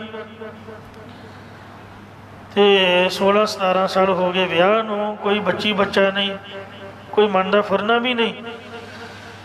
ਤੇ ਬ੍ਰਹਮ ਗਿਆਨੀ ਦਾ ਮਨ ਸ਼ੀਸ਼ੇ ਵਰਗਾ ਹੁੰਦਾ, ਸ਼ੀਸ਼ੇ ਜਿਸ ਤਰ੍ਹਾਂ ਦਾ ਮੂੰਹ ਵੇਖੋ ਉਸ ਤਰ੍ਹਾਂ ਦਾ ਦਿਖਦਾ, ਜਿਸ ਤਰ੍ਹਾਂ ਦੀ ਕੋਈ ਗੱਲ ਕਰ ਦੋ ਉਸ ਤਰ੍ਹਾਂ ਦਾ ਹੀ ਉਹਨਾਂ ਦੇ ਸੰਸਕਾਰ ਬਣ ਜਾਂਦੇ ਨੇ। ਮਾਤਾ ਜੀ ਦਾ ਮਨ ਦੁਖੀ ਹੋਇਆ, ਸੰਸਕਾਰ ਬਣ ਗਿਆ ਬੱਚੇ ਦਾ। ਗੁਰੂ ਸਾਹਿਬ ਨੂੰ ਬੇਨਤੀ ਕੀਤੀ, ਮਹਾਰਾਜ ਕਹਿੰਦੇ ਬਾਬੇ ਬੁੱਢੇ ਨੂੰ ਜਾ ਕੇ ਆਖੋ ਉਹ ਸਾਥੋਂ ਪਹਿਲਾਂ ਦੇ ਸੇਵਾ ਕਰਦੇ ਨੇ। ਤਾਂ ਬਾਬਾ ਜੀ ਨੇ ਸ਼ਾਹੀ ਠਾਠ ਬਾਠ ਵੇਖ ਕੇ ਬਚਨ ਛੱਡਦਾ ਵੀ ਗੁਰੂ ਕਿਆਂ ਨੂੰ ਕਿੱਧਰ ਭਾਜੜਾਂ ਪੈ ਗਈਆਂ। ਤੇ ਪ੍ਰਸ਼ਾਦਾ ਛਕ ਤਾਂ ਲਿਆ, ਪਰ ਕਹਿੰਦੇ ਵੀ ਮਾਤਾ ਜੀ ਵੀ ਆਪਾਂ ਤਾਂ ਜੱਟ ਲੋਕ ਆ, ਸਾਨੂੰ ਇਸ ਤਰ੍ਹਾਂ ਦੇ ਭੋਜਨ ਨਹੀਂ ਫੱਬਦੇ, ਆਪਾਂ ਤਾਂ ਮਿੱਸੇ ਪ੍ਰਸ਼ਾਦੇ ਤੇ ਦਹੀਂ ਲੱਸੀ ਤੇ ਕੰਡਾ 4 ਦਿਨ ਨਾਲ ਖਾ ਕੇ ਗੁਜ਼ਾਰਾ ਕਰਨ ਵਾਲੇ ਹਾਂ। ਗੁਰੂ ਕੀਆਂ ਪੈਲੀਆਂ ਦੀ ਸੇਵਾ ਕਰਦੇ ਹਾਂ, ਸਾਡੀ ਕੋਈ ਇੰਨੀ ਸ਼ਕਤੀ ਹੁੰਦੀ ਆਪਾਂ ਕਿਤੇ ਗੁਰਦੁਆਰਾ ਨਾ ਬਣਾ ਕੇ ਬੈਠੇ ਹੁੰਦੇ। ਜਿਸ ਤਰ੍ਹਾਂ ਸਾਧੂ ਸੰਤ ਮਾੜੀ ਮੋਟੀ ਕੋਈ ਕਣੀ ਜਾਂ ਕੋਈ ਸੁਰਤੀ, ਮਾੜਾ ਮੋਟਾ ਕੋਈ ਕੀਰਤਨ ਦਾ ਉਹ ਚੱਜ ਆ ਜਾਂਦਾ, ਬੋਲਣ ਦੀ ਜਾਚ ਆ ਜਾਂਦੀ, ਤੇ ਆਪ ਦਾ ਵੱਖਰਾ ਡੇਰਾ ਬਣਾ ਕੇ ਉਹ ਪਖੰਡ ਚਲਾ ਲੈਂਦੇ, ਫਿਰ ਉਲਟੀਆਂ ਸਿੱਧੀਆਂ ਗੱਲਾਂ ਕਰਦੇ ਨੇ। ਇਸ ਲਈ ਇਹ ਮਾਤਾ ਜੀ ਆਪਾਂ ਵੇਖੋ ਪੈਲੀਆਂ ਵਾਹ ਰਹੇ ਹਾਂ ਤੇ ਸਾਡੇ ਕੋਲ ਨਹੀਂ ਕੁਛ ਵੀ ਹੈ, ਸ੍ਰੀ ਗੁਰੂ ਅਰਜਨ ਦੇਵ ਮਹਾਰਾਜ ਦੇ ਕੋਲ ਸਭ ਕੁਛ ਹੈ। ਤੁਸੀਂ ਉਹਨਾਂ ਨੂੰ ਬੇਨਤੀ ਕਰੋ। ਐਡੀ ਦੂਰ ਆਉਣ ਦੀ ਲੋੜ ਹੀ ਨਹੀਂ ਸੀਗੀ, ਕਿੰਨੀ ਦੁਨੀਆ ਵੇਖੋ ਉੱਥੋਂ ਵਰ ਲੈਂਦੀ ਹੈ, ਤੁਸੀਂ ਉਹਨਾਂ ਨੂੰ ਬੇਨਤੀ ਕਰਦੇ। ਉਦਾਸ ਹੋ ਕੇ ਗੁਰੂ ਸਾਹਿਬ ਨੂੰ ਆ ਕੇ ਬਚਨ ਦੱਸਿਆ ਵੀ ਸ਼ਰਾਬ ਲੈ ਕੇ ਆ ਗਏ ਆ, ਹੁਣ ਕੀ ਕਰੀਏ। ਮਹਾਰਾਜ ਕਹਿੰਦੇ ਵੀ ਨਿਮਰਤਾ ਦੇ ਨਾਲ ਸਾਦਗੀ ਦੇ ਵਿੱਚ ਜਾ ਕੇ ਦਰਸ਼ਨ ਕਰੋ। ਫਿਰ ਆਪਦੇ ਹੱਥੀਂ ਮਿੱਸੇ ਪ੍ਰਸ਼ਾਦੇ, ਵੇਸਣ ਆਟਾ, ਲੂਣ ਗੰਢੇ ਤੇ ਮਿਰਚ ਮਸਾਲਾ ਵਿੱਚ ਪਾ ਕੇ ਪ੍ਰਸ਼ਾਦੇ ਪਕਾ ਕੇ ਨਾਲ ਦਹੀਂ ਤੇ ਨਾਲ ਤਾਜ਼ੀ ਲੱਸੀ ਆਪਦੇ ਹੱਥੀਂ ਬਣਾ ਕੇ, ਮੱਖਣ ਦਾ ਕੁੱਜਾ ਤੇ ਬਾਬਾ ਜੀ ਲਈ ਲੈ ਕੇ ਨੰਗੇ ਪੈਰੀਂ ਪਹੁੰਚੇ। ਤੇ ਬਾਬਾ ਜੀ ਨੇ ਆਪ ਸਿਰ ਦੇ ਉੱਪਰੋਂ ਪ੍ਰਸ਼ਾਦੇ ਉਤਾਰੇ। ਆਖਿਆ ਵੀ ਸਾਨੂੰ ਭੁੱਖ ਬੜੀ ਲੱਗੀ ਸੀ, ਸਵੇਰ ਦੇ ਸੇਵਾ ਕਰ ਰਹੇ ਸੀ ਤੇ ਮਾਵਾਂ ਨੂੰ ਆਪਦੇ ਬੱਚਿਆਂ ਦਾ ਫਿਕਰ ਹੁੰਦਾ ਹੈ, ਹੋਰ ਕੌਣ ਫਿਕਰ ਕਰਦਾ ਹੈ। ਆਪ ਜੀ ਨੇ ਖੇਚਲ ਕੀਤੀ, ਵੇਖੋ ਕਿੱਡੀ ਦੂਰ ਤੋਂ ਸਾਨੂੰ ਰੋਟੀ ਖਵਾਉਣ ਆਏ ਹੋ, ਆਓ ਜੀ ਆਇਆਂ ਨੂੰ। ਫਿਰ ਪੁੱਛਿਆ ਵੀ ਨਹੀਂ ਵੀ ਕੀ ਚਾਹੀਦਾ ਜਾਂ ਕਾਹਦੇ ਲਈ ਆਏ ਹੋ, ਬਿਨਾਂ ਹੀ ਅਰਦਾਸ ਕਰਨ ਤੋਂ ਬਚਨ ਛੱਡਤਾ। ਗੰਢੇ ਤੇ ਮੁੱਕੀ ਮਾਰੀ, ਉਹ ਜਿਹੜਾ ਪਿਆਸ ਸੀਗਾ ਜਦ ਉਹਦੇ ਵਿਚਲਾ ਹਿੱਸਾ ਬਾਹਰ ਨਿਕਲਿਆ ਉਸੇ ਵਕਤ ਬਚਨ ਕਰਤਾ, ਨਾਲ ਬਿਜਲੀ ਚਮਕੀ, ਬੱਦਲ ਦੀ ਗਰਜਵੀਂ ਆਵਾਜ਼ ਹੋਈ। ਆਖਿਆ ਮਾਤਾ ਸਾਹਿਬ ਜੀ ਆਪਦੇ ਘਰ ਮਹਾਂਪੁਰਖ ਵਾਹਿਗੁਰੂ ਦੀ ਅੰਸ਼ ਇਹੋ ਜਿਹਾ ਬਲੀ ਸਾਹਿਬਜ਼ਾਦਾ ਪ੍ਰਗਟ ਹੋਏਗਾ ਜੋ ਗੁਰਤਾ ਗਦੀ ਦਾ ਮਾਲਕ ਹੋਵੇਗਾ। ਔਰ ਉਹਦੀ ਬੱਦਲ ਵਰਗੀ ਗਰਜਵੀਂ ਆਵਾਜ਼, ਜਿਸ ਤਰ੍ਹਾਂ ਹੁਣ ਬੱਦਲ ਗਰਜਿਆ ਇਸ ਤਰ੍ਹਾਂ ਦੁਨੀਆ ਥਰ ਥਰ ਕੰਬੂਗੀ। ਤਲਵਾਰ ਦੇ ਵਿੱਚ ਇੰਨੀ ਲਿਸ਼ਕ ਹੋਊਗੀ ਕਿ ਤੁਰਕਾਂ ਦੀਆਂ ਅੱਖਾਂ ਨੀਆਂ ਹੋ ਜਾਣਗੀਆਂ। ਜਿਸ ਤਰ੍ਹਾਂ ਬਿਜਲੀ ਚਮਕੀ ਇਸ ਤਰ੍ਹਾਂ ਉਹਦੀ ਤਲਵਾਰ ਲਿਸ਼ਕੂ। ਜਿਸ ਤਰ੍ਹਾਂ ਮੈਂ ਮੁੱਕੀ ਮਾਰ ਕੇ ਗੰਢਾ ਭੰਨਿਆ ਇਸ ਤਰ੍ਹਾਂ ਤੁਰਕਾਂ ਦੇ ਸਿਰ ਭੰਨੂਗਾ। ਜਿਸ ਤਰ੍ਹਾਂ ਵਿੱਚੋਂ ਚਿੱਟਾ ਹਿੱਸਾ ਬਾਹਰ ਨਿਕਲ ਕੇ ਡਿੱਗਿਆ ਇਸ ਤਰ੍ਹਾਂ ਮਿੱਝ ਨਿਕਲਿਆ ਕਰੂਗੀ। ਇੰਨਾ ਬੜੀ ਯੋਧਾ ਤੇਰੇ ਘਰ ਪ੍ਰਗਟ ਹੋਊਗਾ। ਸੋ ਜੇ ਸ਼ਰਾਬ ਕਰਤਾ ਤਾਂ ਉਹ ਵੀ ਬਚਨ ਗੁਰਦੁਆਰੇ ਮੰਨਿਆ ਗਿਆ। ਜੇ ਵਰ ਦੇ ਦਿੱਤਾ ਤਾਂ ਉਹ ਵੀ ਵਾਹਿਗੁਰੂ ਦੇ ਘਰ ਮੰਨਿਆ ਗਿਆ। ਭਾਈ ਗੁਰਦਾਸ ਜੀ ਨੇ ਆਖਿਆ, 5 ਪਿਆਲੇ 5 ਪੀਰ, 6ਠ ਵੀਰ ਬੈਠਾ ਗੁਰ ਭਾਰੀ, ਅਰਜਨ ਕਾਇਆ ਬਲਟ ਕੇ ਮੂਰਤ ਹਰ ਗੋਬਿੰਦ ਸਵਾਰੀ, ਚੱਲੀ ਪੀੜੀ ਸੋਢੀਆਂ ਰੂਪ ਦਿਖਾਵਣ ਵਾਰੋ ਵਾਰੀ, ਦਲ ਭੰਜਨ ਗੁਰ ਸੂਰਮਾ ਵੜ ਯੋਧਾ ਬਹੁ ਪਰਉਪਕਾਰੀ। ਜੋ ਕਿਛ ਕਰੈ ਸੋਈ ਪ੍ਰਭ ਮਾਨੈ। ਜੋ ਸੰਤ ਕਰ ਦਿੰਦਾ ਬਚਨ ਜਾਂ ਅਰਦਾਸ, ਰੱਬ ਉਹਨੂੰ ਮੰਨ ਲੈਂਦਾ ਹੈ। ਕਿਉਂ? ਕਿਉਂਕਿ ਉਹ ਰਾਮ ਨਾਮ ਰੰਗ ਰਾਤੇ, ਉਹ ਰਾਮ ਦੇ ਨਾਮ ਦੇ ਰੰਗ ਵਿੱਚ ਰਤੇ ਹੁੰਦੇ ਨੇ। ਜਿਹੜੀ ਘਰ ਵਾਲੀ ਆਪਣੇ ਪਤੀ ਦੇ ਰੰਗ 'ਚ ਰੰਗੀ ਜਾਂਦੀ ਹੈ, ਫਿਰ ਪਤੀ ਜਿੰਨੀ ਵੀ ਜੇਬ ਬਾਹਰੋਂ ਭਰ ਕੇ ਲਿਆਏ ਆਪਦੀ ਘਰ ਵਾਲੀ ਅੱਗੇ ਸਮਰਪਿਤ ਕਰ ਦਿੰਦਾ। ਖਜ਼ਾਨੇ ਦੀਆਂ ਚਾਬੀਆਂ ਅਲਮਾਰੀ ਦੀਆਂ ਉਹਨੂੰ ਹੀ ਫੜਾ ਦਿੰਦਾ। ਘਰ ਦੀ ਮਾਲਕਣ ਖਵਾਉਂਦੀ ਹੈ। ਕਿਉਂ? ਕਿਉਂਕਿ ਪਤੀ ਦੀ ਸੇਵਾ 'ਚ ਰੰਗੀ ਹੋਈ ਹੈ, ਉਹਦਾ ਵਿਸ਼ਵਾਸ ਜਿੱਤਿਆ। ਜਿਹੜਾ ਬੱਚਾ ਮਾਂ ਪਿਓ ਦੀ ਆਗਿਆ ਵਿੱਚ ਹੋਏ ਤਾਂ ਵੱਡਿਆਂ ਨੂੰ ਕਈ ਵਾਰ ਵਾਂਝੇ ਕਰ ਦਿੰਦੇ ਮਾਂ ਪਿਓ, ਅਤੇ ਛੋਟਿਆਂ ਨੂੰ ਸਭ ਕੁਝ ਹੀ ਦੇ ਦਿੰਦੇ। ਕਾਰਨ ਕੀ ਆ? ਉਹਨਾਂ ਦਾ ਪ੍ਰੇਮ ਹੈ, ਉਹਨਾਂ ਮਾਂ ਪਿਓ ਦੀ ਆਗਿਆ ਮੰਨੀ। ਇਉਂ ਬਜ਼ੁਰਗਾਂ ਦੇ ਗੋਡੀਆਂ ਹੱਥ ਲਾ ਕੇ ਹੀ ਉਹਨਾਂ ਕੋਲੋਂ ਕੁਝ ਲਿਆ ਜਾ ਸਕਦਾ। ਇਉਂ ਜਿਹੜੇ ਰੱਬ ਦੇ ਘਰ ਦੇ ਬੰਦੇ ਬਣ ਜਾਂਦੇ, ਸੰਤਨ ਹੱਥ ਰਾਖੀ ਕੁੰਜੀ। ਖਜ਼ਾਨਾ ਤਾਂ ਪਰਮਾਤਮਾ ਦਾ ਹੈ, ਜਿੰਨਾ ਵੀ ਹੈ ਗੁਰਦੁਆਰੇ ਜੋ ਵੀ ਕੁਛ ਹੈ ਰੱਬ ਦਾ ਹੈ, ਗੁਰੂ ਸਾਹਿਬ ਦਾ ਹੈ। ਪਰ ਚਾਬੀਆਂ ਮਹਾਰਾਜ ਸ਼ਹੀਦਾਂ ਨੂੰ ਸੰਤਾਂ ਨੂੰ ਫੜਾ ਦਿੰਦਾ ਵੀ ਜਿੱਥੇ ਮਰਜ਼ੀ ਜਿੰਨਾ ਮਰਜ਼ੀ ਵਰਤਾਈ ਜਾਓ, ਖਾਵੇ ਖਰਚੈ ਰਲ ਮਿਲ ਭਾਈ, ਟੂਟ ਨਾ ਆਵੇ ਵੱਧ ਹੋ ਜਾਈ।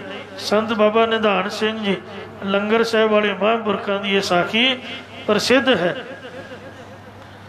ਕਿ ਦੱਖਣੀਆਂ ਦੇ ਨਾਲ ਈਰਖਾ ਹੋਣ ਕਰਕੇ ਉਹ ਦੱਖਣੀਆਂ ਨੇ ਭਜਾਤੇ ਮਹਾਂਪੁਰਖ।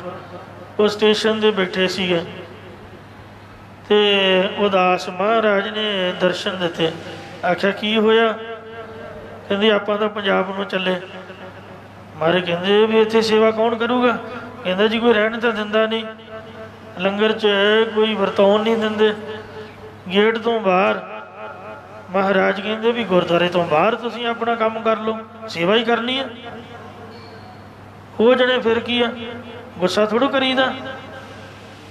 ਪਹਿਲੀ ਗੱਲ ਤਾਂ ਭਰਾ ਭਰਾ ਭਾਵੇਂ ਜਿੰਨਾ ਮਰਜ਼ੀ ਲੜਨ ਰਹਿਣ, ਮਾਂ ਪਿਓ ਦੇ ਘਰ 'ਚ ਹੀ ਰਹਿੰਦੇ ਨੇ, ਗੁਰਦੁਆਰਾ ਨਹੀਂ ਛੱਡੀਦਾ। ਮਹਾਰਾਜ ਦਿਲ ਨਹੀਂ ਲੱਗਦਾ। ਪਾਤਸ਼ਾਹ ਕਹਿੰਦੇ ਕਿ ਗੁਰੂ ਘਰ ਦੇ ਬਾਹਰ ਸੰਗਤ ਦੀ ਸੇਵਾ ਕਰੋ। ਕਹਿੰਦੇ ਜੀ ਪੈਸਾ ਤਾਂ ਕੋਲ ਕੁਝ ਨਹੀਂ। ਕਹਿੰਦੇ ਖੀਸਾ ਮੇਰਾ ਹੱਥ ਤੇਰਾ। ਉਹ ਪਾਣੀ ਦਾ ਟੱਬ ਭਰ ਕੇ ਬਹਿ ਗਏ। ਪੁੱਜੇ ਹੋਏ ਛੋਲੇ ਲਾ ਕੇ ਰੱਖ ਲਏ, ਜਿਹੜਾ ਵੀ ਉਹਨੂੰ ਪਾਣੀ ਪਿਆਈ ਜਾਣ, ਛੋਲਿਆਂ ਦੀ ਮੁੱਠ ਦੇਈ ਜਾਣ। ਉਹਦੇ ਤੋਂ ਹੀ ਵੇਖੋ ਕੰਮ ਚੱਲ ਪਿਆ। ਅਤੇ ਕਿੰਨੀ ਮਹਾਰਾਜ ਦੀ ਕਿਰਪਾ ਅੱਜ ਦੀ ਡੇਟ ਦੇ ਵਿੱਚ ਉੱਥੇ ਜਲ ਪਾਣੀ ਦੀ ਬੜੀ ਘਾਟ ਹੈ, ਕਿਉਂਕਿ ਧਰਤੀ ਪਥਰੀਲੀ ਹੈ। ਸਾਡੇ ਇੱਧਰ ਵਾਂਗੂ ਹੈਂਡ ਪੰਪ ਲਾਉਣਾ ਬੜਾ ਔਖਾ। ਮੈਂ ਜਦੋਂ ਦੇ ਦਰਸ਼ਨ ਕੀਤੇ, ਕਾਫੀ ਚਿਰ ਪਹਿਲਾਂ ਦੀ ਗੱਲ ਹੈ, 10-12 ਸਾਲ। ਉਹ ਨਵੀਂ ਇਮਾਰਤ ਬਣਾਈ ਮਹਾਂਪੁਰਖਾਂ ਨੇ, ਬਾਬਾ ਬਲਵਿੰਦਰ ਸਿੰਘ ਜੀ, ਨਰਿੰਦਰ ਸਿੰਘ ਜੀ। ਵੱਡਾ ਸਾਰਾ ਖੂਹ ਪੁੱਟ ਕੇ ਪਤਾ ਨਹੀਂ ਕਿੰਨੀਆਂ ਮਸ਼ੀਨਾਂ ਉਹਦੇ ਸੁੱਟੀਆਂ ਪਾਣੀ ਵਾਸਤੇ ਕਿ ਸੰਗਤ ਨੂੰ ਨਹਾਉਣ ਧੋਣ ਦੀ, ਜਲ ਪਾਣੀ ਛਕਣ ਦੀ ਕੋਈ ਘਾਟ ਨਾ ਆਏ। ਕਮਰੇ ਇਸ ਤਰ੍ਹਾਂ ਤਿਆਰ ਰੱਖਦੇ ਜਿਸ ਤਰ੍ਹਾਂ ਕਿਸੇ ਪ੍ਰਾਹੁਣੇ ਨੇ ਆਉਣਾ ਹੋਏ। ਇੰਨੀ ਮਹਾਰਾਜ ਦੀ ਕਿਰਪਾ ਹੈ। ਇਉਂ ਪਾਤਸ਼ਾਹ ਜੀ ਕਥਨ ਕਰਦੇ ਹਨ, ਤੈਨ ਅੱਗੇ ਸੋਭਾ ਸਭਨੀ ਥਾਈ। ਜਿਨ੍ਹਾਂ ਮਹਾਂਪੁਰਖਾਂ ਦੀ ਸੋਭਾ ਇਸ ਲੋਕ ਦੇ ਵਿੱਚ ਤਾਂ ਹੋਣੀ ਹੋਣੀ ਹੈ। ਪੜ੍ਹੇ ਲਿਖੇ ਕਈ ਵਾਰ ਉਹ ਕਠਿਨਤਾ ਹੀ ਮੰਨਦੇ ਨੇ ਵੀ ਸਾਨੂੰ ਤਾਂ ਕੋਈ ਵੀ ਨਹੀਂ ਮੰਨਦਾ, ਇਹਨਾਂ ਮਗਰ ਦੁਨੀਆ ਤੁਰੀ ਫਿਰਦੀ ਹੈ, ਇਹਨਾਂ ਦਾ ਰਾਹ ਲੋਕ ਵੇਖਦੇ ਨੇ, ਉਹ ਈਰਖਾ ਕਰਦੇ ਨੇ। ਪਰ ਮਹਾਰਾਜ ਕਹਿੰਦੇ ਨੇ ਇਸ ਲੋਕ 'ਚ ਤਾਂ ਸ਼ੋਭਾ ਹੋਣੀ, ਪਰ ਲੋਕ ਦੇ ਵਿੱਚ ਧਰਮ ਰਾਜੇ ਦੇ ਦਰਬਾਰ ਦੇ ਵਿੱਚ ਵੀ ਜੱਲਣ ਜੱਟ ਦੀ ਵੇਖੋ ਸਿਫਾਰਿਸ਼ ਚੱਲੀ। ਇੱਕ ਸ਼ਾਹੂਕਾਰ ਨੇ ਸਾਰੀ ਉਮਰ ਕੋਈ ਚੰਗਾ ਕੰਮ ਨਹੀਂ ਕੀਤਾ, ਉਹ ਬੀਬੀ ਰਾਮ ਕੀ ਦੱਸਣ ਆਈ ਕਿ ਜਦ ਜੱਲਣ ਜੀ ਦਾ ਮੈਂ ਨਾਮ ਲਿਆ, ਭਗਤ ਜੀ ਤੁਹਾਡਾ ਨਾਮ, ਤਾਂ ਧਰਮ ਰਾਜਾ ਕਹਿੰਦਾ ਤੂੰ ਇਹਨੂੰ ਆਪਣੇ ਨਾਲ ਹੀ ਲੈ ਜਾ। ਉਹਦਾ ਪਾਰ ਉਤਾਰਾ ਹੋ ਗਿਆ।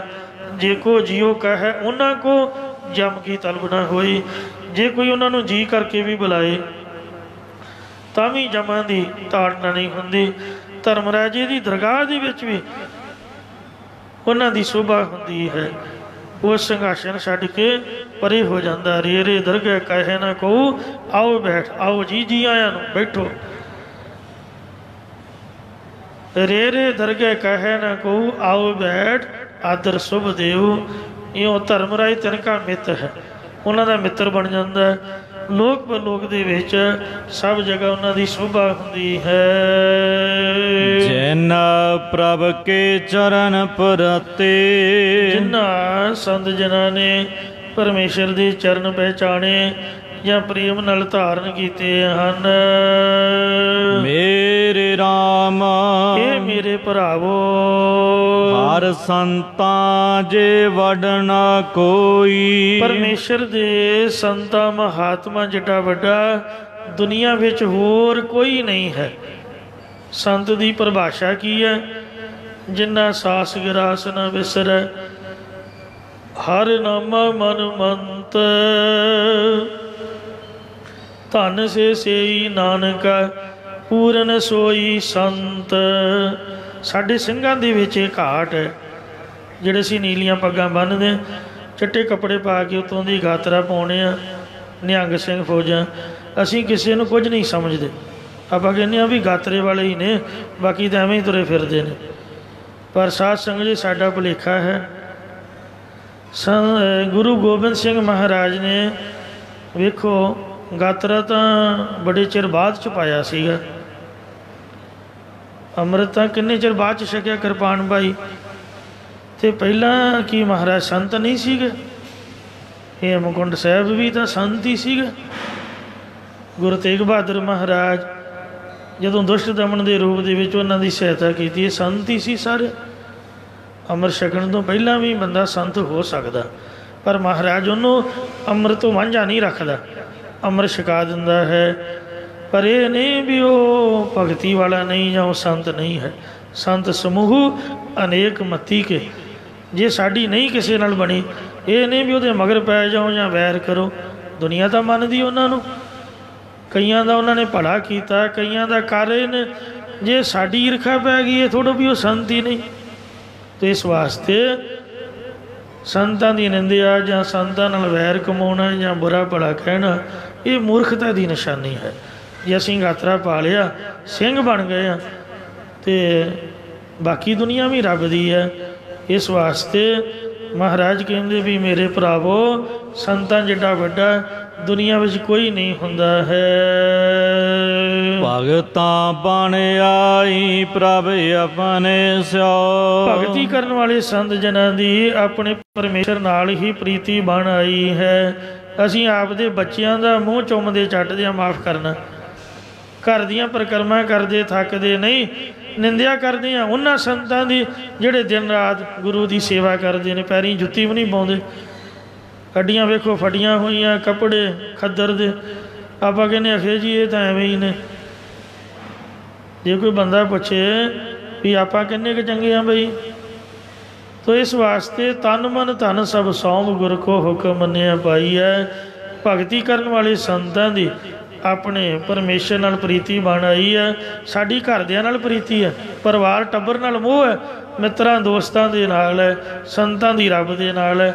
ਸਾਡੇ 'ਚ ਅਤੇ ਉਹਨਾਂ 'ਚ ਇਹ ਫਰਕ ਹੈ। ਜਲ ਥਲ ਮਹਿਲ ਸੋਈ, ਉਹ ਪਰਮੇਸ਼ਰ ਉਹਨਾਂ ਸੰਤ ਜਨਾਂ ਨੂੰ ਜਲ ਅਤੇ ਥਲ ਖੁਸ਼ਕ ਥਾਵਾਂ, ਧਰਤੀ ਆਕਾਸ਼ ਵਿੱਚ ਵਿਆਪਕ ਦਿਸਦਾ ਹੈ।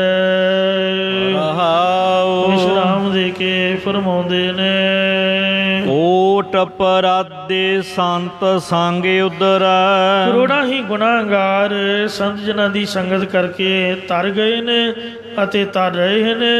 ਆਉਣ ਵਾਲੇ ਸਮੇਂ ਦੇ ਵਿੱਚ ਉਧਰ ਜਾਣਗੇ। ਜਮ ਤਾਕੈ ਨੇੜ ਨ ਆਵੈ। ਜਿਹੜਾ ਸੰਤਾਂ ਦੀ ਸੰਗਤ ਕਰਦਾ, ਸੰਤਾਂ ਸੰਗਤ ਪਾਈ ਹੈ ਤੇ ਜੰਮ ਕੇ ਪੰਥ ਨਾ ਜਾਈਏ। ਤੋਸਾ ਹਰ ਕਾ ਨਾਮ ਲੈ ਤੇਰੇ ਕੋਲੇ ਨਾ ਲੱਗੇ ਗਾਲ ਜੀਓ। ਯਮਦੂਤ ਵੀ ਉਹਨਾਂ ਦੇ ਨੇੜੇ ਨਹੀਂ ਆਉਂਦਾ ਹੈ। ਜਨਮ ਜਨਮ ਕਾ ਵਿਛੜਿਆ ਹੋਵੈ। ਕੋਈ ਬੰਦਾ ਭਾਵੇਂ ਜਨਮਾਂ ਜਨਮਾਤਰਾਂ ਦਾ ਗੁਰੂ ਘਰ ਨਾਲੋਂ ਵਿਛੜਿਆ ਹੋਵੇ, ਤੈਨ ਹਰ ਸੋ ਆਣ ਮਿਲਾਵੈ। ਸੰਤ ਫਰਿਸ਼ਤੇ ਬਣ ਕੇ ਉਹਨਾਂ ਨੂੰ ਲਿਆ ਕੇ ਪਰਮੇਸ਼ਰ ਦੇ ਨਾਲ ਮਿਲਾ ਦਿੰਦੇ। ਜੈਸਾ ਸਤਿਗੁਰ ਸੁਣੀਂਦਾ ਤੈਸੋ ਹੀ ਮੈਂ ਢੀਠ। ਵਿਛੜਿਆ ਮੇਲੇ ਪ੍ਰਭੂ ਹਰ ਦਰਗੇ ਕਾ ਬਸੀਠ। ਗੁਰੂ ਦੇ ਚਰਨੀ ਲਾਇਆ ਪਾਉਂਦੇ ਨੇ ਕਿ ਜਿਹਦੇ ਤੋਂ ਮਹਾਰਾਜ ਦੀ ਪ੍ਰਾਪਤੀ ਹੁੰਦੀ। ਮਾਇਆ ਮੋਹ ਪਰਮ ਪਉ ਕਾਟੈ। ਸੋ ਸੰਤ ਜਨ ਉਹਦਾ ਮਾਇਆ ਦਾ ਮੋਹ, ਸਰੂਪ ਦਾ ਪਰਮ ਸਤ ਪ੍ਰਕਾਰ ਦਾ ਡਰ ਕੱਟ ਦਿੰਦੇ। ਸੰਤ ਸਰਣ ਜੋ ਆਵੈ। ਜਿਹੜਾ ਵੀ ਪੁਰਸ਼ ਸੰਤ ਜਨਾਂ ਦੀ ਓਟ ਭਾਵ ਸੰਤਾਂ ਦੀ ਸੰਗਤ ਵਿੱਚ ਆ ਜਾਂਦਾ ਹੈ, ਉਂਝ ਤਾਂ ਜੇ ਆਪਾਂ ਇਕੱਲੇ ਰਹੀਏ ਤੇ ਬਹੁਤੀ ਬਾਣੀ ਪੜ੍ਹਨੀ ਪੈਂਦੀ, ਸੇਵਾ ਕਰਨੀ ਪੈਂਦੀ ਹੈ, ਉਨੀ ਸਾਥੋਂ ਹੁੰਦੀ ਨਹੀਂ। ਜੇ ਸੰਤਾਂ ਦੀ ਸੰਗਤ ਹੋ ਜਾਏ ਤਾਂ ਸਾਧ ਕੇ ਸੰਗ ਨਾ ਹੀ ਕਸ਼ਕਾਰ। ਦਰਸ਼ਨ ਭੇਟਤ ਹੋਤ ਨਿਹਾਲ। ਕਮਾਈ ਵੀ ਘੱਟ ਕਰਨੀ ਪੈਂਦੀ, ਕਮਾਈ ਤੋਂ ਬਗੈਰ ਹੀ ਮਹਾਰਾਜ ਨਾਲ ਉਹ ਮਿਲਾ ਦਿੰਦੇ ਨੇ। ਜੇ ਮਨੋਰਥ ਕਰ ਆਰਾਧੇ। ਕੋਈ ਦੁੱਧ ਲੈਣ ਆਏਗਾ, ਦੁੱਧ ਕੋਈ ਪੁੱਤ, ਉਹਨਾਂ ਨੂੰ ਪੁੱਤ ਚਾਰ ਪਦਾਰਥ ਜੇ ਕੋ ਮੰਗੈ ਸਾਜਨਾ ਕੀ ਸੇਵਾ ਲਾਗੈ। ਜੇ ਕੋ ਆਪਣਾ ਦੁੱਖ ਮਿਟਾਵੈ ਹਰ ਹਰ ਨਾਮ ਹਿਰਦੈ ਸਦ ਗਾਵੈ। ਜੇ ਕੋ ਆਪਣੀ ਸ਼ੋਭਾ ਲੋਰੈ ਸਾਧ ਸੰਗੇ ਹਉਮੈ ਸ਼ੂਰੈ। ਜੇ ਕੋ ਜਨਮ ਮਰਨ ਦੇ ਡਰੈ ਸਾਧ ਜਨਾ ਕੀ ਸਰਨੀ ਬਰੈ। ਜਿਸ ਜਨ ਕੋ ਪ੍ਰਭ ਦਰਸ ਪਿਆਸਾ ਨਾਨਕ ਤੰਗੇ ਬਲ ਬਲ ਜਾਸਾ। ਜਿਸ ਤਰ੍ਹਾਂ ਦਾ ਕੋਈ ਸੰਕਲਪ ਕਰਕੇ ਚੇਤੇ ਕਰਦਾ ਸੋ ਸੰਤਨ ਤੇ ਪਾਵੈ। ਉਹ ਸੰਤ ਜਨਾਂ ਦੇ ਪਾਸੋਂ ਫਲ ਪ੍ਰਾਪਤ ਕਰ ਲੈਂਦਾ ਹੈ। ਜਾਣ ਕੇ ਮਹਿਮਾ ਕੇਤਕ ਬਰਨਾਉ। ਇਹ ਭਾਈ ਉਹਨਾਂ ਸੰਤ ਜਨਾਂ ਦੀ ਮਹਿਮਾ ਵਡਿਆਈ ਕਿੰਨੀ ਕੁ ਵਰਣਨ ਕਰੀਏ। ਜੋ ਪ੍ਰਭ ਆਪਣੇ ਪਾਣੇ। ਜਿਹੜੇ ਸੰਤ ਜਨ ਆਪਣੇ ਪਰਮੇਸ਼ਰ ਨੂੰ ਭਾ ਗਏ ਨੇ। ਇੱਕ ਰਾਗੀ ਸਿੰਘ ਗੁਰਦੁਆਰਾ ਨਾਭਾ ਸਾਹਿਬ 2 ਮਹੀਨੇ ਇੱਥੇ ਜਥਾ ਰਹਿੰਦਾ। ਮਹਾਂਪੁਰਖ ਸਾਡੇ ਨਾਲ ਹੁੰਦੇ। ਇਸ ਇਲਾਕੇ ਦੇ ਵਿੱਚ ਪਿਆਸ ਬੜੇ ਹੁੰਦੇ ਨੇ, ਤੋ ਨਗਰ ਨਿਵਾਸੀਆਂ ਨਾਲ ਮਿਲ ਕੇ ਉਹਨੇ ਰਾਗੀ ਸਿੰਘ ਨੇ ਸਾਈਕਲ 'ਤੇ ਪੈਲੀ ਜ਼ਿਮੀਂਦਾਰਾਂ ਨੂੰ ਬੇਨਤੀਆਂ ਕਰਕੇ ਵੀ ਇਹ ਗੁਰੂ ਘਰ ਦੀ ਸੇਵਾ ਹੈ। ਬੋਰੀਆਂ ਦੀਆਂ ਬੋਰੀਆਂ ਪਿਆਜ਼ ਦੀਆਂ ਗਰਾਹੀ ਕਰਕੇ ਗੱਡੀਆਂ ਭਰ ਕੇ ਸਿੰਘਾਂ ਦੀ ਸੇਵਾ ਲਈ ਭੇਜਣੀਆਂ। ਲੰਗਰ ਪਾਣੀ ਦੀ ਸੇਵਾ ਆਪ ਘਰਾਂ 'ਚ ਜਾ ਕੇ ਸੰਗਤਾਂ ਨੂੰ ਬੇਨਤੀ ਕਰਨੀ, ਨਾਲ ਜਾ ਕੇ ਪ੍ਰਸ਼ਾਦ ਵਰਤਾਉਣਾ। 2 ਮਹੀਨੇ ਹੱਡ ਭੰਨ ਕੇ ਮਿਹਨਤ ਕਰਨੀ ਅਤੇ ਮਹਾਂਪੁਰਖ ਬੜੀਆਂ ਖੁਸ਼ੀਆਂ ਥਾਪੜੇ ਦੇਣ। ਉਹ ਮੈਂ ਹੁਣ ਇੱਥੇ ਮਿਲਿਆ ਕਾਫੀ ਚਿਰ 15 ਸਾਲਾਂ ਬਾਅਦ। ਅਤੇ ਹੈ ਤਾਂ ਹੁਣ ਵੀ ਉਸੇ ਤਰ੍ਹਾਂ ਹੀ ਚੜ੍ਹਦੀ ਕਲਾ, ਕੀਰਤਨ ਉਸੇ ਤਰ੍ਹਾਂ ਹੀ ਹੈ, ਰਹਿਣੀ ਬਹਿਣੀ ਵੀ।